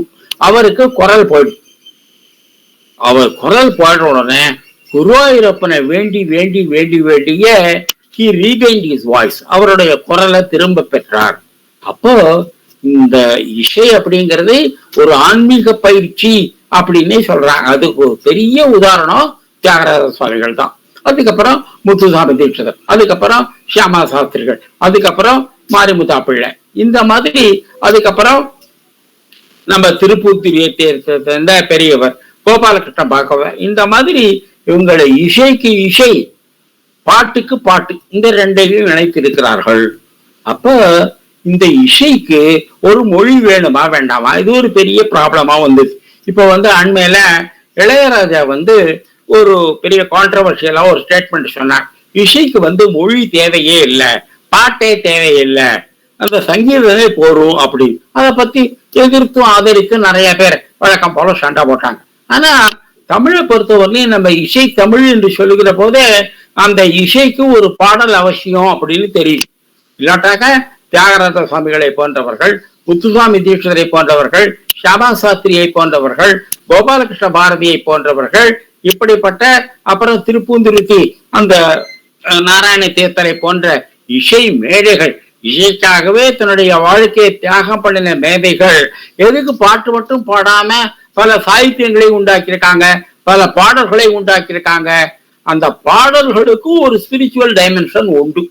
அதனால இசை தமிழ் என்பது இசை மட்டும் இல்ல, அதுல தமிழும் கலந்திருக்கு. இத இவர்கள் எல்லாம் நிரூபித்து காட்டினார்கள். அதனால அந்த ஒரு விஷயத்துல இளையராஜா சொன்னது இன்னும் பூர்த்தி பட அவர் தப்புன்னு சொல்லல, அதுல இன்னும் நிறைவு செய்வதற்கு வாய்ப்பு இருக்கின்றது. எப்ப இசை தமிழ் என்றே நான் தமிழை சொல்லிட்டோமோ அப்ப தமிழ் சொற்களுக்கு ஒரு இடம் உண்டு அப்படின்னு பரிபாடல் சங்க காலத்தில இருந்தே தமிழை நம்ம முத்தமிழ் என்று சொல்லுகிறோம் இல்லையா, இசை தமிழ், இயல் தமிழ், நாடக தமிழ் எல்லாம் சொல்லுகிறோம் இல்லையா. அதனால இசைக்கு சாகித்யம் என்ற பாடல்கள் ரொம்ப அவசியம்தான் என்று ஒத்துக்கிறார்கள். ஆனா இசை மட்டும் தனியா இருக்க முடியும் அப்படிங்கிறதுல எந்த விதமான அபிப்பிராய பேதமுமே இருக்க முடியாது. இசைக்கு தனியே ஒரு எக்ஸிஸ்டன்ஸ் உண்டு. ஆகவே இந்த இசைக்காக வாழ்நாள் முழுவதும் தன்னுடைய வாழ்க்கையை தியாகம் பண்ணணும். இப்போ கேரளாவில இருந்து கங்கா சசிதரன் ஒரு பாப்பா, பாவாடை கட்டிக்கிற வயசுதான்.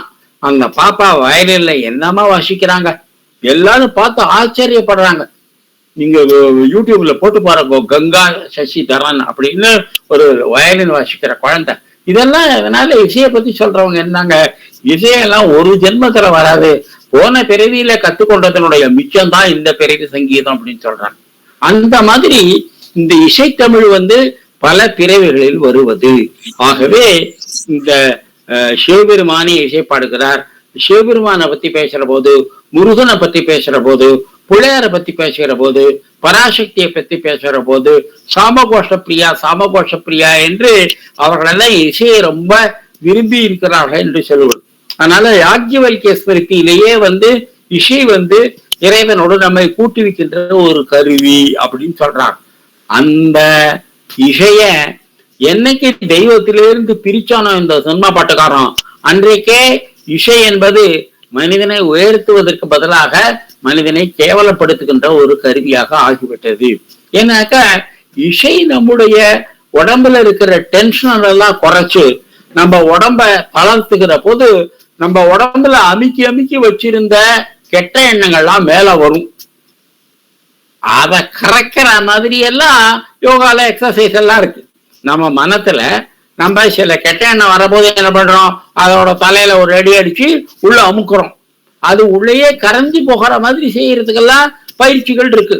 அந்த பயிற்சிகள் இல்லாத கத்துக்குட்டிகள் சினிமாவில இந்த இசையை பயன்படுத்துகிற போது இன்றைக்கு சினிமா இசை என்பது மனிதனுடைய மறைந்து கிடக்கிற இந்த மிருகத்தன்மையை வெளிக்கொண்டு வருவதாக ஆகிவிட்டது. அதனால இசை தன்னுடைய தெய்வீகத்தன்மையை காப்பாற்றி வைக்க வேண்டுமானால் அதுல ரொம்ப ரொம்ப ஜாக்கிரதையா இருக்கணும். அதனால இளையராஜா சொன்னதுல நியாயம் இருக்கு. இசை அதுக்கு மொழி தேவையில்லை, இசையே ஒரு மொழிதான் அப்படின்னு. நீங்க ரவிசங்கரோட சித்தார வாத்தியத்துல இசையும் மொழியும்னு போட்டு பாருங்க கூகுள்ல. அவர் எப்படி music it self with language அப்படிங்கிறார். அப்புறம் அதுக்கு இன்னொரு லாங்குவேஜ் வேணுமா அப்படிங்கிறார். அதனால அதுக்கு இசை தமிழ் நம்ம பெரியவங்க என்ன சொல்றாங்கன்னா, தியாகராஜ சுவாமிகள் போன்றவர்களுடைய பாடல்கள்ல அந்த ராகத்தினுடைய பரிமாணங்கள் இன்னும் நல்லா ஜொலிக்குது. அந்த ஒரு ராகம் மட்டும், அந்த ஒரு பாடலை மட்டும் தியாகராஜ சுவாமிகள் எழுதலை அப்படின்னு சொன்னா அந்த ராகத்தினுடைய இன்னும் சில மென்மையான சூக்ஷ்மமான அம்சங்கள் பிற்காலத்துல தெரிஞ்சிருக்காது. அதனால அந்த ராகத்துக்கு அந்த பாட்டை ஒரு வாகனமா தியாகராஜ சுவாமிகள் போன்ற மேதைகள்லாம் பயன்படுத்திக்கிறாங்க அப்படின்னு. அந்த மாதிரி வட இந்தியாவில தான்சேனை பத்தி சொல்லுவாங்க. அந்த மாதிரி தான்சேன் அக்பருடைய அவையில இருந்த ஒரு பெரிய மியூசிஷியன்.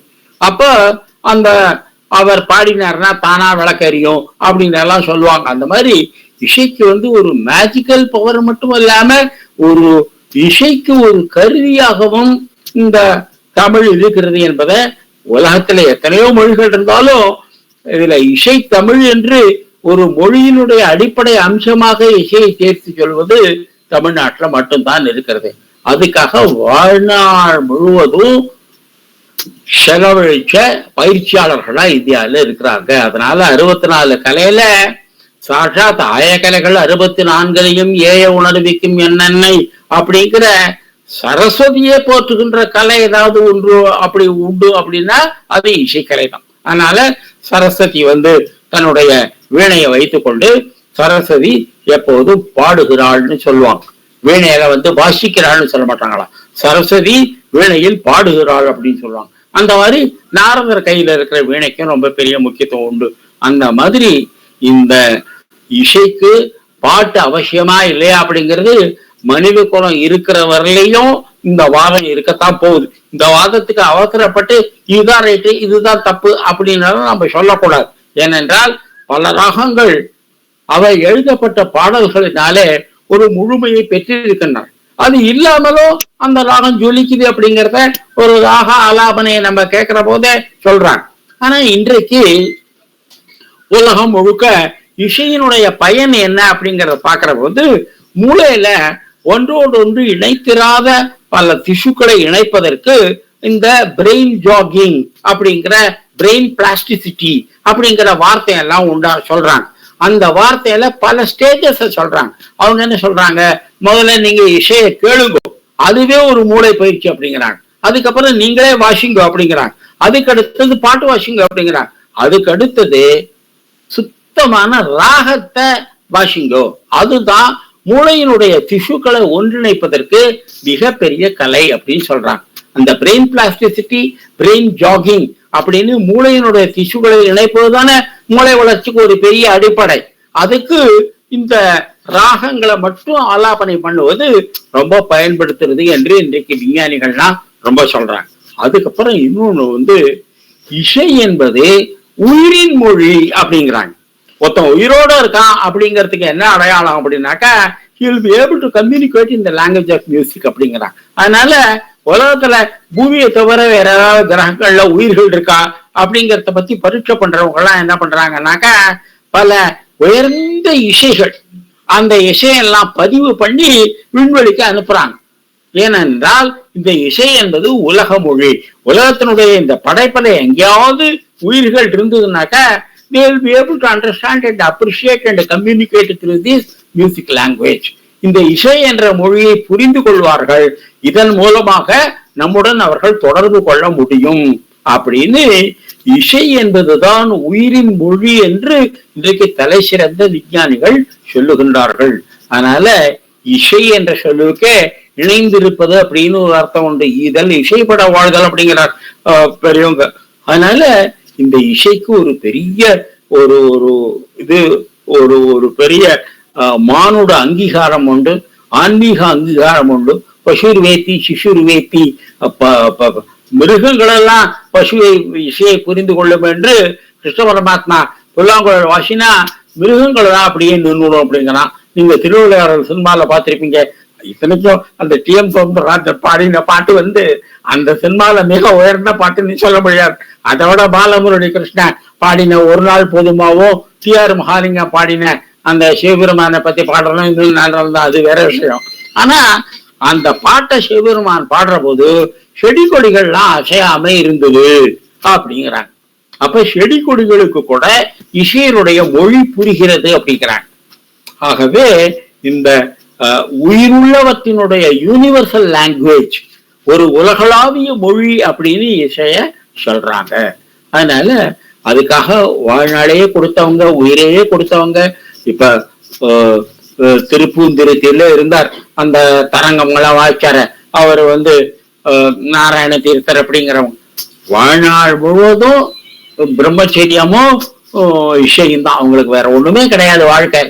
அப்படி இசை வந்து ஒரு ஒரு உயிரை கவ்வுகின்ற ஒரு கலையாக இருந்திருக்கிறது என்பதனால ஆயக்கலைகள் 64 ஏழ உணர்விக்கும் என் அன்னை என்று சரஸ்வதியை சொன்னாலும் சரஸ்வதி தானே வேண்டி பயில்கின்ற கலை என்ன என்று கேட்டா அது இசைக்கலை தான் என்று சொல்லுகிறார்கள்.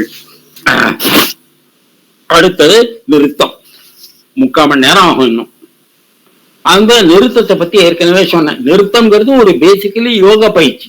உச்சந்தலையிலிருந்து உள்ளங்கால் வரலையும் ஒவ்வொரு உறுப்பையும் வேலை வாங்குகிற ஒரு கலை உண்டு அப்படின்னு நிறுத்தியம் தான் அப்படின்னு தில்லை நடராஜரை பத்தி பாக்குற போது நம்ம நாட்டிய சாஸ்திரங்களிலேயும் ஒவ்வொரு உறுப்புக்கும் தனித்தனி பயிற்சி.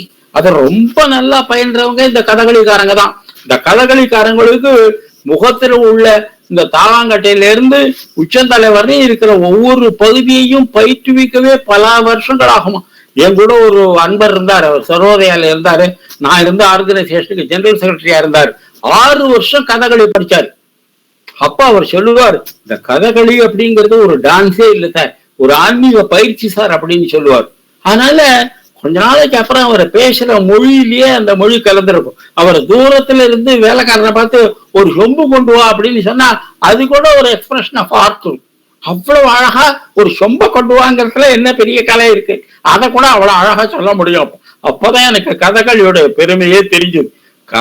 அதை பத்தி தில்லை நடராஜனை பத்தி பேசுற போது புக்குல எல்லாம் எழுதியிருக்காங்க.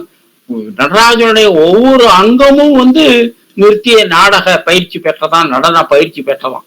அதனால அதுல கண்கள், உதடுகள், மூக்கு, புருவம், கன்னம் ஒவ்வொன்றையும் தனித்தனியா அசைக்க கற்றுக் கொடுக்கணும். 6 வருஷங்கிறது ஒண்ணுமே இல்லை அப்படிங்கிற. 6 வருஷம் அப்புறம் தான் படிக்கவே ஆரம்பிப்பாங்க அப்படிங்கிற. அப்படிப்பட்ட அந்த நிறுத்திய கதை ஏற்கனவே சொன்னேன். சுரேஷ்னு ஒரு அம்மா, அவங்க வந்து நடனம் என்ற யோக பயிற்சி, நடனம் என்ற சிகிச்சை, டான்ஸ் சிகிச்சை அப்படின்னு ஒரு PhD அவங்களோட பாரதிய வித்யா பவனோட இந்த பவன் சேனல்ல அதை பத்தி விளக்கமா ஒரு கட்டுரை போட்டிருந்தான், எடுத்து வச்சிருக்கேன். எப்படி இந்த நடன பயிற்சி என்பது உடலுடைய ஒவ்வொரு உறுப்புக்கும் பயிற்சி கொடுத்து அதனோட நோய்களை தீர்ப்பது என்று இன்றைக்கு வந்து இந்த டான்ஸ் தெரப்பி, ஆர்ட் தெரப்பிக்கு உலகத்திலேயே மெட்ராஸ் வந்து ஒரு ஹப்பா எவால்வ் ஆயிருக்கு. எனக்கு தெரிஞ்ச ஒரு பாப்பா கொஞ்சம் மூளை வளர்ச்சி குன்றிய குழந்தைகள். அந்த மூளை வளர்ச்சி குன்றிய குழந்தைக்கு ஒரு அம்மா வந்து டான்ஸ் கற்றுக் கொடுத்து கேரளால ஒரு யோகா கேம்ப்ல வந்து அந்த பாப்பாவை டான்ஸ் ஆட வச்சாங்க. நீங்க வந்து அந்த டான்ஸை பாத்தீங்கன்னாக்கா அது மூளை வளர்ச்சி குன்றிய குழந்தைன்னு சொல்ல முடியாது. அவ்வளவு அந்த குழந்தை வந்து அந்த நடனத்தினுடைய மென்மைகள் எல்லாம் உள்வாங்கி கொண்டு அவ்வளவு நன்றாக ஆடித்து. அப்ப அந்த டான்ஸ் மாஸ்டர் சொன்னாரு, நாங்க மெட்ராஸ்ல வந்து நடனத்தின் மூலமாக மூளை வளர்ச்சி குன்றிய குழந்தைகளுக்கு திரும்பவும் மூளையினுடைய செயலிழந்த திசுக்களை செயல்பட வைக்கின்ற கலையை நாங்க கற்பிக்கிறோம். இதுல உலக அளவுல ஒரு பெரிய ஆராய்ச்சி மையமாக சென்னை வளர்ந்திருக்கிறது அப்படின்னு அவங்க சொன்னாங்க. ஆகவே இந்த டான்ஸ் அப்படிங்கிறது ஏதோ ஒரு பொழுதுபோக்கு அல்ல, ஒரு கம்ப்ளீட் ஆர்ட். கலைகளுக்குள்ள ரொம்ப முழுமையான கலை அப்படின்னு சொன்னா அதுல வந்து இசை தமிழ் உண்டு, அதுல இயல் தமிழ் உண்டு, அதுல டான்ஸ் உண்டு, அதுல நாடகம் உண்டு. அத்தனையும் சேர்ந்துதான் சாட்சாத் சிவபெருமானே டான்ஸ் ஆடுறாரு அப்படிங்கறதான் 18 வாரம் பார்த்தவன். அவ்வளவு ஒரு உயர்ந்த கலை நிறுத்தம். அடுத்தது இந்திரஜாலம். இப்ப அண்மை காலத்துல சர்க்கார் அப்படின்னு ஒரு பெரிய பெங்காலி, அந்த இதுல நம்ம புராண கதைகள் எல்லாம் வருது. ஒரு ராஜாக்கு முன்னாடி ஒரு ஜாலவாத்தியம் மந்திரவாதி வந்து ஒரு பெரிய உலகத்தை சிருஷ்டி பண்ணி காமிச்சிட்டு போயிடுறான். அப்படி இதெல்லாம் நடக்குமா அப்படின்னு சொன்னா, இந்த சர்க்கார்னு ஒருத்தர் இருந்தாரு, அவரு கல்கத்தா ரயில்வே ஸ்டேஷன்ல ஒரு 10-12 பெட்டிகள் கொண்ட ஒரு ரயிலையே காணா போக வச்சார். அந்த காட்சியை பாக்குறதுக்காக சாட்சியாக கல்கத்தா ஹைகோர்ட்ல ஒரு ஜட்ஜையும் கூப்பிட்டு சாட்சியா வச்சிருந்தாரு. அந்த ஜட்ஜு உள்பட அத்தனை பேருக்கு இது கண்கட்டி வித்த அப்படின்னா நீங்க ஒருத்தர் கண்ணை தான் கட்ட முடியுமே தவிர ஒரு ஒரு கூட்டத்துல இருக்கிற 1000 பேருடைய கண்ணை கட்ட முடியாது. அந்த சர்க்கார் என்ன பண்ணினாரு, நம்ம அத்தனை அந்த ரயில்வே ஸ்டேஷன்ல பிளாட்பாரத்தில் இருந்த அத்தனை பேருடைய கண்ணில் இருந்தும் அந்த முழு ரயில் அதை அப்படியே காணா போகும்படியா பண்ணினார். ஒரு பெரிய இந்திரஜாலம் அப்படிங்கிறதுக்கு பெரிய உதாரணமா அதைத்தான் சொல்லுவாங்க. அப்புறம் இந்தியாவில் இருக்கிற ரோட் ட்ரிக் ரொம்ப ரொம்ப ரொம்ப ஃபேமஸ். இன்னைக்கும் கூட உலகத்துல அந்த ரோட் ட்ரிப் அப்படின்னு சொல்லி ஒரு கயரை மேல எறியுவான். அந்த கயற்றினுடைய ஒரு நுனி மேல எந்த பிடிப்பும் இல்லாம அந்த ஆகாயத்துல அது அப்படியே நிற்கும். அது மேல அந்த மந்திரவாதி கிடுக்கிடுன்னு கயத்து மேல ஏறி மேல போய் இன்னொருத்தனை வெட்டி அவனுடைய உறுப்புகள் எல்லாம் கீழே போடுவான். ரத்தமும் தசையுமா வந்து கீழே விழும். அதுக்கப்புறம் அந்த மந்திரவாதி கீழே இறங்கி அந்த வெட்டப்பட்ட உறுப்புகள் எல்லாம் ஒன்று சேர்த்து அந்த மனிதனை உண்டாக்குவோம்.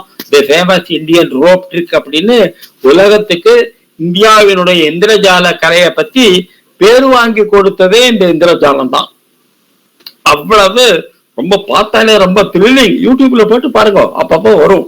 ஆகவே ஒரு பெரிய கலை. அப்புறம் ரொம்ப சாதாரணமா வந்து மாங்கோட்டையில இருந்து மாமரம் வரவழைக்கிறது, ஒரு நிமிஷத்துக்குள்ள ஒரு மாங்கோட்டையில இருந்து மாமரம் வந்து பழம் பழுக்கும், அதெல்லாம் வந்து அப்புறம் தொப்பிக்குள்ள இருந்து சேவலை வெளியில எடுக்கிற அதெல்லாம் அதுல பல வந்து கையால ட்ரிக்குன்னு சொல்லுவாங்க. உண்மையான வித்தை அப்படின்னு சொல்றாங்க. இதை பத்தி விவேகானந்தருடைய வாழ்க்கையில ஒரு சம்பவம் நடந்தது. கோவிந்த செட்டின்னு ஒருத்தர், அவர் வந்து விவேகானந்தர்கிட்ட இத மாதிரி சொல்றாரு. அப்ப விவேகானந்தர் சொல்றாரு, இந்த சீசன்ல கிடைக்காத ஒரு பழத்தை நீங்க வரவழைக்க முடியுமா அப்படின்னு சொல்லி. அப்ப அந்த செட்டியார் மந்திரவாதி என்ன பண்றாரு, கொண்டு வந்து ஒரு ரூம்ல ஒரு துணியை போட்டுட்டு அந்த துணியை எடுத்து பார்த்தா அந்த சீசன்ல கிடைக்காத ஒரு கிரேப்பு சில பலாப்பழங்கள்லாம் கிடைக்குது. அப்ப அவர் வந்து ஒரு இடத்துல இருந்து இன்னொரு இடத்துக்கு அந்த பொருளை கொண்டு வர முடியுது. இத பத்தி சைனாவில சைக்கோடைனமிக்ஸ்னு ஒரு புது சயின்ஸே உருவாக்கியிருக்கு. இப்ப இந்த இடத்துல ஒரு கிரேப் பழம் இருக்குன்னு வச்சுக்கோ, ஒரு கொடிமந்திரி பழம் இருக்குன்னு வச்சுக்கோ. அந்த கொடிமந்திரத்து பழத்தினுடைய அணுக்களை பிரிச்சு அதை ஒன்னொன்னா இன்னொரு இடத்துல கொண்டு போய் அந்த இடத்துல திருப்பி ஒன்று சேர்த்து இங்க இருக்கிற கொடிமந்திரி பழத்தை இங்க இருந்து ஒரு 500 கிலோமீட்டருக்கு அப்புறம் இருக்கிற ஒரு இடத்துல உண்டாக்க முடியும் அப்படின்னு சைனாவில இதை ப்ரூவ் பண்ணிருக்காங்க. இது வந்து பியூர் சயின்ஸ். இதுல வந்து மாயாஜாலம் மந்திரஜாலங்கள்லாம் ஒன்றும் கிடையாது. இந்த சைக்கோடைனமிக்ஸ் அப்படிங்கிறது என்னது, சைக்கோ டிரான்ஸ்போர்டேஷன். மனத்தாலேயே ஒரு பொருளை இங்க இருந்து இன்னொரு இடத்துக்கு கொண்டு போக முடியும் அப்படின்னு. அப்புறம் எல்லிஸ் அப்படின்னு ஒரு டெல்லிஸ்னு ஒரு யூசர், அவர் வந்து நம்ம கேந்திராலேயே வந்து காமிச்சார். அவர் என்ன பண்ணினாருனாக்கா, அவர் டிவியில பேசுற போது உங்க வீட்டு மேதையில ஒரு ஷாவி வச்சிருந்தீங்கன்னா அந்த ஷாவியை வளைச்சிருவார். அவர் டிவியில பேசுற போது அந்த டிவி பார்த்துட்டு இருந்த பல பேரோட வீட்டுல ஷாவியை வளைச்சுட்டார். ஷாவியை வளைச்சிட்டு திருப்பி நிமித்துட்டார். அந்த மாதிரி இந்த சைக்கோ டைனமிக்ஸ் அப்படிங்கிறாங்க, மனத்துக்கு அவ்வளவு சக்தி உண்டு அப்படிங்கிறாங்க. இதெல்லாம் இந்திரஜாலத்துல வரும். ஆகவே இதையெல்லாம் பற்றி சைக்கோ டைனமிக்ஸ், சைக்கோ டிரான்ஸ்போர்டேஷன், அப்புறம் அதை அடிப்படையாக கொண்டு ஏதோ பொழுதுபோக்கு கலைகள்லாம், அப்புறம் இதெல்லாம் வாழ்க்கைக்கே பயன்படுத்துறதெல்லாம் உண்டு அப்படின்னு பெரியவங்க சொல்றாங்க.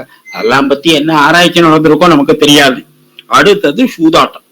இந்த சூதாட்டத்துக்கு என்ன பண்ணுவாங்கன்னாக்க களவும் கற்று வர அப்படின்னு சொல்றாங்க.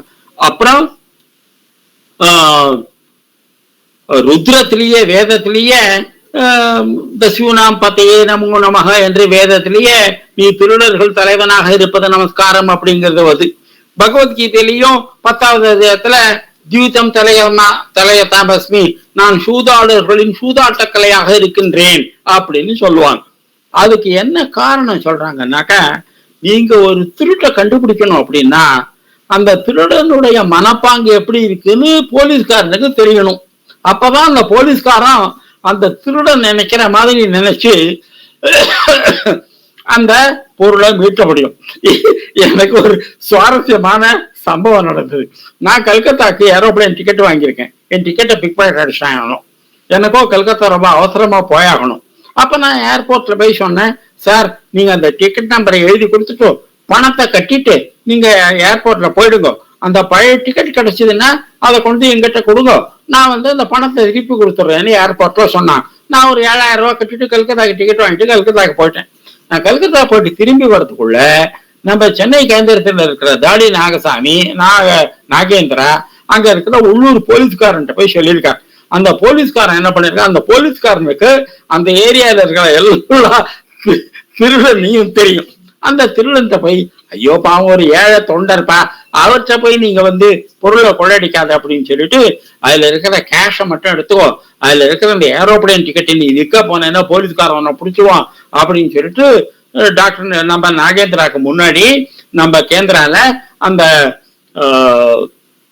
என் பர்ஸையும் அதுல இருக்கிற ஏரோப்ளேன் டிக்கெட்டையும், நல்ல வேலை நான் ஒரு 300 ரூபா தான் கேஷ் வச்சிருந்தேன், கேஷ் போச்சு. இப்போ இங்க இருந்து கல்கத்தா போக வர இருந்த ஏரோப்ளேன் டிக்கெட்டு தப்பிச்சது, எனக்கு 14,000 ரூபாய் மிச்சம். அதை கொண்டு போய் ஏரோட்ராம்ல கொடுத்தேன், என் பணத்தை கொடுத்துட்டான். அப்ப எப்படியே இது மாதிரி கண்டுபிடிச்சேன் சார், இதெல்லாம் சொல்ல மாட்டேன். ஆனா பொதுவா எங்களுக்கே இந்த திருடர்களோட ஒரு தொடர்பு உண்டு சார், அவன்லாம் எப்படி வேலை பண்ணுவான் அப்படின்னு ஒரு ஐடியா உண்டு.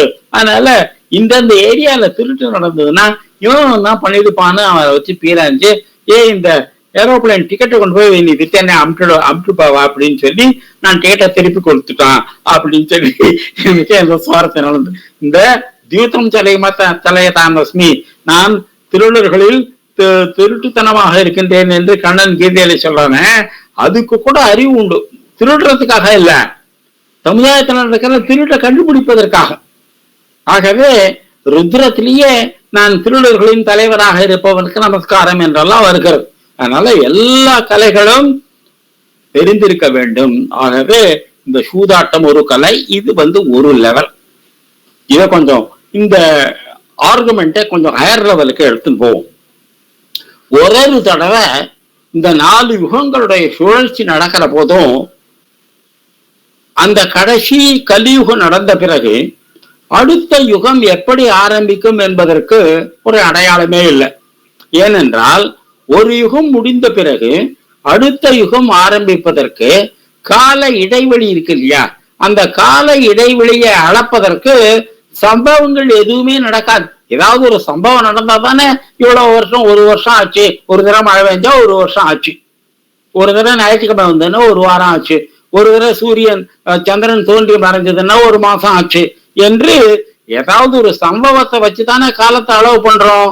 இந்த கலியுகம் முடிஞ்சு அடுத்த கிருதயுகம் ஆரம்பிப்பதற்கு இந்த கால இடைவெளியை அளப்பதற்கு சம்பவங்களே கிடையாது. அப்ப சிவனும் பார்வதியும் என்ன பண்ணுவாங்களாம், உட்காந்து தாயம் ஆடுவாங்களாம். தாயக்கட்டை ஆடுற போது இந்த தாயம் விழுந்ததுன்னா அதை கிருத்தம்னு சொல்றது.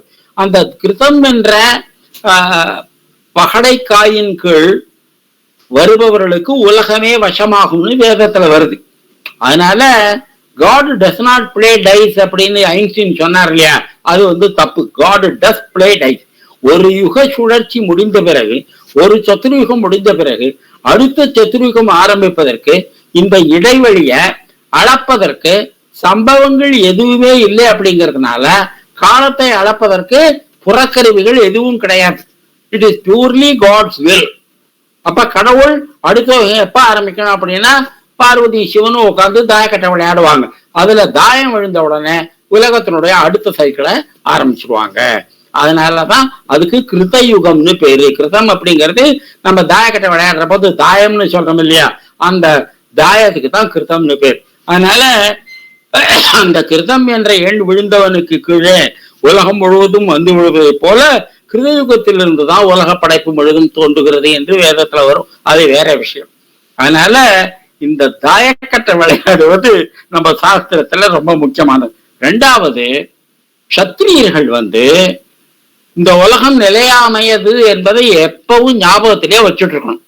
அதனால ஒரு சத்திரிய ராஜாவை எதிரி சூதாட கூப்பிட்டா நான் வரமாட்டேன்னு சொல்லக்கூடாது. அது சத்திரிய தர்மத்துக்கு விரோதம். இது ரொம்ப தெளிவாக வியாசம் சொல்லியிருக்கார், மற்றவங்களும் சொல்லியிருக்காங்க. அதனால நளன் மாதிரி தர்மசாஸ்திரத்துக்கே ஒரு உதாரணமாக இருக்கக்கூடிய ஒரு சக்கரவர்த்தி ஏன் சூதாடி when he was at the peak of his power and fame எதுக்கு எல்லாத்தையும் இழந்தான்? அதுக்கு சாஸ்திரம் என்ன சொல்லுதுன்னாக்க, இந்த உலகம் நிலையாதது, நான் சொத்துக்கு எஜமானனே தவிர சொத்து எனக்கு எஜமானம் இல்லை அப்படின்னு தெரிஞ்சு கொள்வதற்காக அந்த யாராவது எதிரி சூதாட கூப்பிட்டா இது கடவுளே அனுப்பின சேலஞ்ச் அப்படின்னு சூதாட்டத்தை மறுக்கக்கூடாது. அதனாலதான் தர்மராஜா 2 தடவை சூதாடினான், நளன் சூதாடினான். இவ்வளவு பெரிய புத்திசாலி, தர்மத்திற்கே உதாரணமாக இருக்கிறவன் சாப்பிட்டு கால் கழுவினா நளன், யுதிஷ்டரன், சீதா, கிருஷ்ணன் இந்த 4 பேர் பேரை சொன்னா கலியுகத்தினுடைய பாவங்கள்லாம் ஒழின்னு சொல்றேன். ஒழிப்பட்ட தர்மவான்களே ஏன் சூதாடினா அப்படின்னு சொன்னா, இந்த உலகத்துல சொத்து வரும் போகும். அதனால இந்த சொத்து போவதற்கு ஒரு காரணமா சூதாட்டம் இருந்தாலும் இருக்கலாம். அதனால ஒரு சத்திரிய தர்மத்துல யாராவது சூதாட கூப்பிட்டா வரமாட்டேன்னு சொல்ல உரிமை கிடையாதுன்னு தர்மசாஸ்திரத்தை சொல்லிருக்கு. அது மட்டும் இல்ல, தன்னுடைய வாழ்நாள் முழுக்க சம்பாதிச்ச சொத்தை சூதாட்டத்துல தோத்துட்டு இன்னொரு தர ஆனாவனால இருந்து சைபர்ல இருந்து ஆரம்பிச்சு இழந்த சொத்து அத்தனையும் மீட்கணும். அப்படிப்பட்டவனுக்கு தான் விஸ்வஜித்னு பேர். இந்த கட்டோபனிஷத் வருதிலே யஜுர்வேதத்துல, அதுல இந்த நச்சிகேதனுடைய அப்பா இந்த வாஜஸ்ரவஸ் அந்த யாகம் பண்ணினார் இல்லையா, அந்த யாகத்துக்கு விஸ்வஜித்னு பேரு. அந்த விஸ்வஜித் யாகத்துல ஒரு ராஜா ஒண்ணுமே மிச்சம் வைக்க கூடாம அத்தனையும் கொடுத்துடணும். கொடுத்ததோட கதை முடியல, எல்லாத்தையும் இழந்தாலும் திருப்பி அடியப்படுற பாரதப்பட்டான்னு சைபர்ல இருந்து ஆரம்பிச்சு இழந்த சொத்து அத்தனையும் மீட்க வேண்டும். அப்படிப்பட்ட ஒருத்தரை நான் பார்த்திருக்கேன். என்னுடைய ஒரு ஏழை நண்பர் என்ன பண்ணாரு, அவருக்கு சாப்பாட்டுக்கே கஷ்டம். அவர் ஒரு நாளைக்கு திடீர்னு காசிக்கும் கைலாசத்துக்கும் போயிட்டு கைலாசத்துல இருந்து மானசரோவர்ல இருந்து ஒரு கை கொண்டு கொடுத்தார். என்னையா உனக்கு சோத்துக்கே லாட்டரி அடிப்பேன், நீ எங்க கைலாசத்துக்கு போனே அப்படின்னா, வேற ஒரு நண்பர் அவர் இழந்த சொத்தெல்லாம் இழந்துட்டாரு. அவருடைய குருநாதர் சொன்னாராம், திருப்பி முயற்சி செய்ய அத்தனை சொத்து வந்துரும்னு. அத்தனை சொத்து வந்துருத்தான், இந்த சொத்து உன்னோடது இல்லை. அதனால நீ என்ன நல்ல காரியம் பண்ணினாலும் ஒரு ஏழைய கூட அழைத்து கொண்டு போ அப்படின்னு சொல்லிட்டு சிவானந்தர் பிறந்த பத்தமடை இருக்கு இல்லையா, அந்த பத்தமடையை சேர்ந்த இந்த ஏழை நண்பரை காசிக்கும் மானச சரோவருக்கு அழைச்சின்னு போய் அவர் எனக்கு மானச சரோவரில இருந்து ஒரு கல்லும் கோதாவரியில இருந்து ஒரு சொம்பு தீர்த்தமும் கங்கையில இருந்து ஜலமும் கொண்டு கொடுத்தார். அப்பதான் எனக்கு இந்த விஸ்வஜித் அப்படிங்கிற தன்னுடைய சொத்து அத்தனையும் இழந்தும் திருப்ப சம்பாதிக்க வேண்டிய திறமை, அப்படி இருந்தா உலகத்தையே வென்றவன் பேரும். விஸ்வஜித்னா உலகத்தையே வென்றவன். அப்படிப்பட்ட யாகத்தை தான் இந்த கட்டோபனிஷத்துல நச்சிகேதனுடைய அப்பா வாஜஸ்ரவஸ் பண்ணினார் அப்படின்னு வேதத்துல வருது. ஆகவே இந்த சூதாட்டம்ங்கிறதுக்கு பின்னாடி ஒரு பெரிய சயின்ஸ் இருக்கு. ஒண்ணு, ஒரு ராஜா நான் சூதாட மாட்டேன்னு சொல்லக்கூடாது, சத்திரிய தர்மத்துக்கு விரோதம். உலகம் நிலையாதது அப்படின்னு தன்னுடைய எல்லாத்தையும் இழந்தாலும் என்னுடைய சொத்துக்கு நான் அதிபனை ஒழிய சொத்து என் தலைமையில உட்காராது அப்படின்னு அவன் நிரூபிச்சு காமிக்கணும். திருப்பி எல்லா சொத்தையும் சம்பாதிக்கணும். அது ஒண்ணு. ரெண்டாவது, இந்த உலகம் ஒரு தடவை அந்த யுகங்களுடைய வட்டம் முடிஞ்சு அடுத்த யுகம் எப்ப ஆரம்பிப்பது என்பதற்கு காலத்தை அளக்கின்ற சம்பவ கோர்வைகள் எதுவுமே இல்லாதனால சிவனும் பார்வையும் சூதாடினா அடுத்த சைக்கிள் ஆஃப் கிரியேஷன் எப்ப ஆரம்பிக்கும்ங்கிறத தீர்மானம் பண்ணுவார். அதனால God does not play dice என்று ஐன்ஸ்டீன் சொன்னது தப்பு. அதனால களவும் கற்று வர, சூதாட்டமும் ஒரு பெரிய கலை. இப்படிப்பட்ட அதாவது மனித ஆளுமையினுடைய எத்தனை விரிவான ஒரு ஒரு ஒரு ஒரு அளவு நம்ம பெரியவங்களுக்கு தெரிஞ்சிருக்கு அப்படிங்கிறதுக்கு இந்த 64 கலைகள் மாதிரி இன்னொரு பெரிய ஒரு பெரிய மெஷரிங் ராடே கிடையாது. அப்படிப்பட்ட அந்த கலைகளுடைய மிச்சம் இருக்கிறதா பார்ப்போம். நான் இந்த மாதம் கொஞ்சம் ஜாஸ்தியாவே போச்சு. அவடுத்து சூது திருட்டு, அப்புறம் இந்த கண்கட்டி வித்தை, அதெல்லாம் பத்தி அடுத்த வாரம் கொஞ்சம் பார்ப்போம். இதுக்கெல்லாம் ஒரு சயின்டிபிக் பேசிஸ் மட்டும் இல்ல, ஒரு மாரல் பேசிஸ் இருக்கு அப்படிங்கிற. அதாவது kids beauty is truth, truth is beauty அப்படின்னு சொன்ன மாதிரி, அழகுதான் சத்தியம், சத்தியம் தான் அழகு அப்படின்னு. அதாவது ரொம்ப உயர்ந்த நிலையில அழகு வேற சத்தியம் வேற இல்லை, ரெண்டும் ஒன்றிணையது அப்படிங்கிறத பத்தியே இந்தியன் ஆர்ட்டை பத்தி ரொம்ப பிரமாதமான புத்தகம் வச்சிருக்காங்க. மான்செஸ்டர்ல இந்தியன் ஆர்ட்டை பத்தி ஒரு ரிசர்ச் இன்ஸ்டிடியூட்டே வச்சிருக்காங்க. அவங்க சொல்றாங்க, இந்த மாரல் வேல்யூஸை பத்தி இந்து சமயத்துல சொல்லியிருப்பது எல்லாம் இந்த உலகத்தினுடைய ஒழுங்கை பற்றியது அப்படிங்கிறாங்க. சத்தியமேவ ஜெயத்தே நான் அன்றுத்தம் அப்படின்னு வேதம் சொல்லுது இல்லையா? நிறைய பேர் ஆதிசங்கர் உட்பட அன்றுத்தம் என்பதற்கு அசத்தியம் அப்படின்னு மொழிபெயர்த்திருக்கிறான். ரொம்ப சில பேர் தான் இந்த உலகத்துல இருக்கிற ஒழுங்கு, ஒரு ஆர்டர்லினஸ், அதுதான் உலகத்தினுடைய மாரல் வேல்யூஸுக்கும் ஒழுக்கம் சம்பந்தமான விதிகளுக்கும் ஈஸ்தட்டிக் வேல்யூஸ் அழகு சம்பந்தமான விதிகளுக்கும் அடிப்படை அப்படின்னு அந்த ரிசர்ச் இன்ஸ்டிடியூட்ல பண்றாங்க. அதை பத்தி ரொம்ப பிரமாதமான ஒரு புக் எனக்கு கிடைச்சது. அது வேற விஷயம். எதற்காக சொல்றேன், இந்து தர்மத்தை பொறுத்தவரையிலையும் அழகு வேற, ஒழுக்கம் வேற இல்லை. Kids beauty is truth, truth is beauty அப்படின்னு சொன்னானே, அதுதான் நம்முடைய சனாதன தர்மத்தினுடைய ஆதாரம். மிச்சம் இருக்கிறத அடுத்த வாரம் பார்ப்போம். எல்லாருக்கும் நமஸ்காரம். இந்த வாரம் முடிச்சுடலான்னு பார்த்தேன், ரொம்ப நீண்டு போச்சு. ஸ்ரீராமகிருஷ்ணன். அண்ணா என்ன வரல? நமஸ்காரம் அண்ணாஜி. நமஸ்காரம், வாங்கோ. நமஸ்காரம். நமஸ்காரம். இதான் எப்படி இருக்கீங்க? Hello hello. அண்ணா இன்னைக்கு அம்மா சிராத்தம். ஆமாமா, அது நீ ஞாபகப்படுத்திட்ட. எனக்கு நான் உனக்கு சொல்லணும்னு நினைச்சேன், நீ ஞாபகப்படுத்திட்ட. வாங்கின உடனே சுக்கலப்பட்டம் அஷ்டமி மார்க் பண்ணிடுவேன். சுக்கலப்பட்டம் சப்தமி மார்க் பண்ணிடுவேன். அந்த 2 மார்க் பண்ணிட்டு தான் பஞ்சாங்கத்தையே தொடுவேன். போன 28ஆம் தேதி அந்த கண்ணனுக்கான கண்ணனுடைய கசின் புள்ளத்தி கல்யாணம் இருந்தது. ஓஹோ. அதை முன்னிட்டு வந்திருக்கிறாங்க. நான் இங்க ஒரு ஆப்ஜெக்ட் ஆஃப் கியூரியாசிட்டி ஆயிட்டேன். காந்தி பெங்களூர்ல வயசானவங்கிற காரணத்தினால ஒரு 10-15 பேர் நம்ம பீப்புள் வந்திருந்த எல்லாம். ஓஹோ. I have to spend the time with them. அதே நாள் தான் அது. சரி. அப்புறம் ஒரு முக்கியமான விஷயம், அந்த மணி பண்றத பத்தி பேசிட்டு நீங்க தெரிஞ்ச அந்த தப்பு பண்ண மாட்டார். உங்களுடைய அகாடமிக் டிஸ்டிங்ஷன் இந்த அடிப்படை விஷயம் கூட உங்களுக்கு தெரியாம பண்ணிருக்காது. என்னன்னு கேட்டா, phosphorus is a metal. Phosphorus is not a metal. இல்ல அந்த மெட்டலை பண்றதுக்கு உள்ள உலோகங்கள்ல ஒண்ணுங்கிறதுக்காக சொன்னேன், ஒரு எலிமெண்ட்ல ஒண்ணுங்கிறதுக்காக சொன்னேன். அது உலோகம் இல்ல, அது முக்கியமா அந்த சொனோரிட்டி வரத வெங்கலத்துல ரீங்காரம், அந்த ரீங்காரத்துக்கு டின்னு ரொம்ப முக்கியம்னு சொல்லுவான். எஸ்என் இல்ல டின்னு. டின்னுனா அந்த எந்த காம்பினேஷன்ல காப்பர் டின்னு ஜிங்க் கூட உண்டு. அதுல அது வெவ்வேறு ப்ரொபோர்ஷன். அந்த பெல்லோட ரீங்காரம் எவ்வளவு இருக்கணுங்கிறத பொறுத்து அமையிறது அப்படின்னு.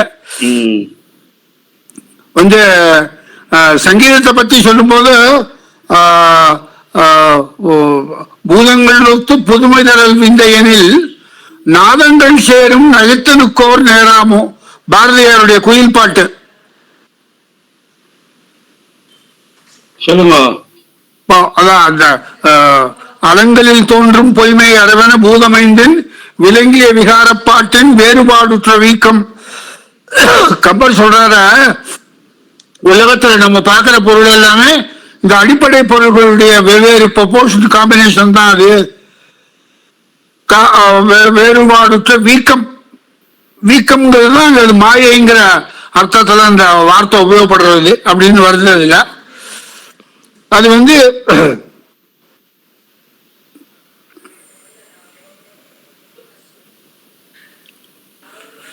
அத பாரதி சொல்லும் போது அந்த பாட்டினுடைய மகிமைய, பூதங்கள் ஒத்து புதுமை தரல் விந்தையனில் நாதங்கள் சேரும் நயத்திலுக்கோர் நேராமோ, ஆசை தரும் கோடி அதிசயங்கள் கண்டதிலே ஓசை தரும் இன்பம் ஊமையிலா இன்பம் என்றோ அப்படின்னு நிறைய மேல போறது. இதுல என்ன ஒரு மாறுபட்ட கருத்துனாக்கா, இதுல ஆர்பிட்ரரி தான் இது. அதாவது 7 ஸ்வரம்னு ஒரு கான்செப்ட் உண்டு சங்கீதத்துல. 12 ஸ்வரம், 22 ஸ்வரம். அபிரகாம் பண்டிதர் பல ஸ்வரங்களை சொல்லி ஸ்வரங்கள் இருக்கிற அளவுக்கு ராகங்கள் உண்டாகும், பர்மிடேஷன் காம்பினேஷன். ஆனா எல்லா பர்மிடேஷன் காம்பினேஷன்லயும் ராகம் அமையாது. அது கேட்கறதுக்கு இனிமையா இருக்கணும். பாலமுரளி கிருஷ்ணா சொல்லும் போது 3 ஸ்வரத்துல கூட ராகம் உண்டு, 4 ஸ்வரத்துல ராகம் உண்டு அப்படி. அதாவது நிறைய ஸ்வரம் இருக்க இருக்க the possibility of elaborating is more. அதனால சம்பூர்ண ராகம் எல்லாம் சொல்லி சொன்னாரு. சங்கீதத்தை பத்தின விஷயங்கள்லாம் கிட்டத்தட்ட நம்ம கர்நாடக சங்கீதத்துல ஒரு 1600 1700 ராகங்கள் புழக்கத்தில் இருக்கு. ரொம்ப தேடினாக்கா எல்லா ஃபீல்ட்லயும் நமக்கு அது கிடைக்கிறது. அது ஒரு மெனக்கட்டு ஒரு 20 வருஷம் மெனக்கட்டு எல்லாத்தையும் எழுதி வச்சேன். என்னென்ன ராகத்துல என்னென்ன பாட்டு இருக்கு, என்னென்ன பாட்டு என்னென்ன ராகம்னு. அது எதுவும் தள்ளுபடி கிடையாது, சினிமா உட்பட.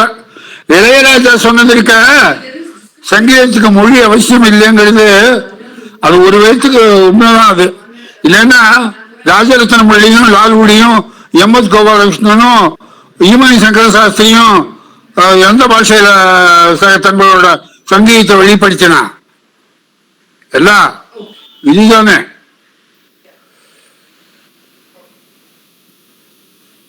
இது மதுரையில சத்குரு சங்கீத வித்யாலயான்னு ஒண்ணு இருக்கு. அதோட பிரின்சிபால் அவர் பேரு கிருஷ்ணமூர்த்தின்னு பேரு. அவரோட இதை பேசிட்டு இருக்கிறப்போ சொன்னார், அனந்தோவை ஸ்வரங்களுக்கு எண்ணிக்கையே கிடையாது. நீங்க எப்படி வித்தியார்ல வீல இருந்து 6 வரலையும் அவ்வளவு ரேடியோ, அதுக்கு மாதிரி அல்டிமேட் சைலன்ஸ்ல இருந்து அல்டிமேட் சவுண்ட் வரலையும் இருக்கிறத நீங்க அங்கங்க மைல்கல் வைக்கிற மாதிரி நீங்க அங்கங்க ஸ்வரங்கள்னு பேரு வச்சிருக்கீங்க. ஒவ்வொரு ஸ்வரத்துக்கும் முன்னாடியும் பின்னாடியும் எவ்வளவோ அதுக்கு விரிவாக்கம் வீச்செல்லாம் உண்டு. அதனால வேதத்திலேயே ஸ்வரங்கள் அனந்தம்னு சொல்லிருக்கு. அதனால இப்ப சொல்ல என்னன்னாக்கா, எவ்வளவோ ஸ்வரங்கள் இருந்தாலும் எவ்வளவோ பர்மிட்டேஷன் காம்படிஷன் போட்டாலும் கேட்கிறவனுடைய காதுக்கு இனிமையா இருக்கணும். இதைத்தான் நான் சொன்னேன், அந்த மான்செஸ்டர்ல ஒரு ரிசர்ச் இன்ஸ்டியூட் வச்சிருக்காங்க அப்படின்னு. அதாவது உலகத்துல இருக்கிற அழகியல் கூறுகளை எப்படி வேணாலும் சேர்த்தா அது அழகாயிடாது. அதை பார்த்து ரசிக்கிற மனுஷன் தொடரணும் இல்லையா? அதனால அதுக்குத்தான் மொராலிட்டின்னு பேரு அப்படின்னு அந்த ரிசர்ச் இன்ஸ்டியூட்ல ரொம்ப பிரமாத கார்ல்ஸ் வெர்னர்னு ஒருத்தர், ரொம்ப பிரமாதமான புக் அது. எப்படி அழகும் ஒழுங்கும் ஒன்னோட ஒண்ணு தொடர்பு இருக்கிறதுனால இந்தியாவுடைய கலைகள் உருவாகி இருக்கு அப்படின்னு ஏதோ பைக்ராஸ் ரோடு பிளாட்ஃபாரத்துல 5 ரூபாய்க்கு வாங்கின அந்த புக்கு. அவ்வளவு wealth, one of the most treasured book. சத்தியத்துக்கும் அழகுக்கும் உள்ள சம்பந்தத்தை பத்தி அவ்வளவு அழகான புக். இப்ப கம்பன் வால்மீகி 2 பேரும் இசை சங்கீதத்தை பத்தி பேசுறா. இதுல கம்பனை விட வால்மீகி நிறையவே பேசுறார். அதாவது அந்த லவ குச்சாளுக்கு எவ்வளவு சங்கீத ஞானம் இருந்தது, அதனால அவளுடைய இனிமையான குரலை எக்ஸ்ப்ளாய்ட் பண்ணி இந்த ராமாயணத்தை பரப்பணும் அப்படின்ட்டு என்ன பண்ணாரோ, அந்த ராமாயணத்தை இயற்றி அந்த குழந்தைகளுக்கு அதை கற்றுக் கொடுத்து அது எப்படி ராகத்தோட பாவத்தோட பாடுறதுன்றதெல்லாம் சொல்லி ஊர் ஊரா போய் அந்த குழந்தைகள் ஒரு பெரிய they became the talk of the town. அந்த அளவுக்கு பிரபலமாகி அது ராமருடைய காதுக்கு எட்டி தன்னுடைய அஸ்வமேத மண்டபத்தில் கொண்டு வந்து வச்சு அந்த குழந்தைகளை பாட வச்சாருன்னு சொல்லி வால்மீகி ரொம்ப விரிவா சொல்றாரு. அதுல அந்த குழந்தைகளோட சங்கீத ஞானத்தை பத்தி ரகுவம்சத்தினுடைய சபையில அதனுடைய வரலாறு, இசையறிவு, மொழி அறிவு, நிறுத்திய சாஸ்திரம் எல்லாம் தெரிஞ்ச பண்டிதர்கள் இருப்பாங்க. அவங்களுக்கு முன்னாடி நீ போய் உன்னுடைய கலையை பிரதர்சனம் பண்ணணும்னு வால்மீகி லவகுஷனை எச்சரிச்சு அனுப்புறார். அது பார்த்த உடனே அப்ப ராமரை பத்தி வர்ணிக்கிற போது வால்மீகி பரதாகிரஜ, பரதனுடைய அண்ணன்னு குறிப்பிடுறார். அதுல இருந்து பரதனுக்கு ஏதோ சங்கீதத்துல அறிவு உண்டுங்கிற மாதிரி தெரியுது. அப்ப இந்த 2 குழந்தைகளை பார்த்து உங்களுக்கு 18,000 பொருள் தரேன் அப்படின்னு பரதன் சொன்னானா. நாங்க இருந்து கிழங்கெல்லாம் பறிச்சு சாப்பிடுறவங்க பொண்ணை வச்சு நீ என்ன பண்றது, எங்களுக்கு பொண்ணோட அதாவது 5 தடவை ராஜ்யத்தை தியாகம் பண்ணின ராமனோட பிள்ளைங்கிறத அந்த ஒரு செயல்ல அந்த குழந்தைகள் காட்டிடுது அப்படின்னு சொல்லிட்டு அதை கேட்டு ராமர் சிம்மாசனத்திலிருந்து கீழே இறங்கி மக்களா உட்கார்ந்துட்டாரு அப்படின்னு வால்மீகி அழகா சொல்றாரு. சொன்ன ரொம்ப இதுவா இருக்கும். கம்பன் சொல்றச்சே மாத்திரம் சங்கீதத்தை பத்தி சொல்றச்சே மற்றவர்களுக்குள்ள ஈடுபாட்டை விட ராவணனுக்கு உள்ள ஈடுபாட்டுக்கு அவர் நிறைய எம்பசிஸ் கொடுக்கிறார். சீதையை கவர்ந்துட்டு போறதுக்கு மாறு வேஷத்துல வரும்போது மறக்காம வீணை எடுத்துன்னு வந்தான் அப்படிங்கிறார். ஊனிரலாம் என உலர்ந்த மேனியன் செல்நெறி வந்ததோர் வருத்த செய்கையன் பாணியன் அளந்து இசை படிக்கின்றான் என வீணையின் இசைப்பட வேதம் பாடுவான். அந்த ரங்கையிலேருந்து இந்த பஞ்சவடிக்கு வரத்துக்கு வீணையை மறக்காம வீணையில வேதத்தை வாசிச்சுட்டே வந்தான் தாளத்தோட அப்படின்னு கம்பரா எழுதுறார்.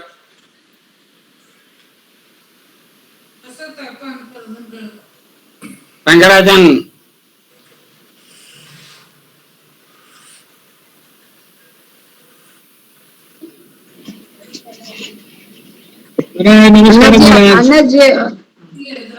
சொல்லுங்கம்மா. அவர் இல்ல, அவர் லெஃப்ட்னு வந்தது தெரியல, அவர் இல்லன்னு நினைக்கிறேன். சரி, நீங்க எல்லோரும் சொல்லி முடிச்சிருக்கோம். பேசுறார் மயில்வானன்ஜி பேசுறார். மயில்வானன் சொல்லுங்க. இருக்கேன். நல்லா இருக்கீங்க? இன்னைக்கு என்னாச்சு, என்னோட நண்பர் அந்த பகுதியில இருக்காரு அப்படின்னு சொன்னேன். அவர் இந்த மாதிரி கோப்பன்ஹேகன் யூனிவர்சிட்டியில எங்க நண்பருடைய மகன் நரேந்திரன்கிற ஒரு படிக்கிறாரு, நீங்க இந்த யூனிவர்சிட்டியில கொஞ்சம் கான்டாக்ட் பண்ணுங்க அப்படின்னு சொன்னேன். யாரோ அவரால் முடியுமான்னு பேர் மட்டும் கேட்டுட்டாரு. அவரு அப்படின்னா இந்த யூனிவர்சிட்டியில இருக்காருன்னு சொன்னாரு. நான் நரேந்திரனுடைய பேரும் யூனிவர்சிட்டி பேரும் சொல்லியிருக்கேன். பாப்போம், ஒரு தமிழ் குரல் கேட்டா அவங்களுக்கு சந்தோஷமா இருப்பேன். ரொம்ப சந்தோஷம். நமஸ்காரம். 20ஆம் தேதி வரைஞ்சி டிக்கெட் புக் பண்ணிட்டோம். வாங்க வாங்க வாங்க. நீங்க நல்லா எல்லோரும் சொல்லுங்க, முடிச்சிருவோம்.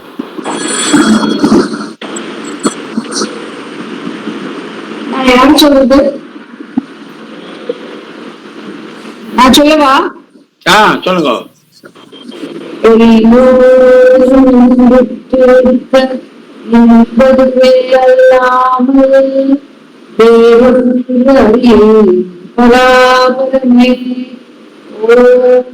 சாந்தி சாந்தி சாந்தி.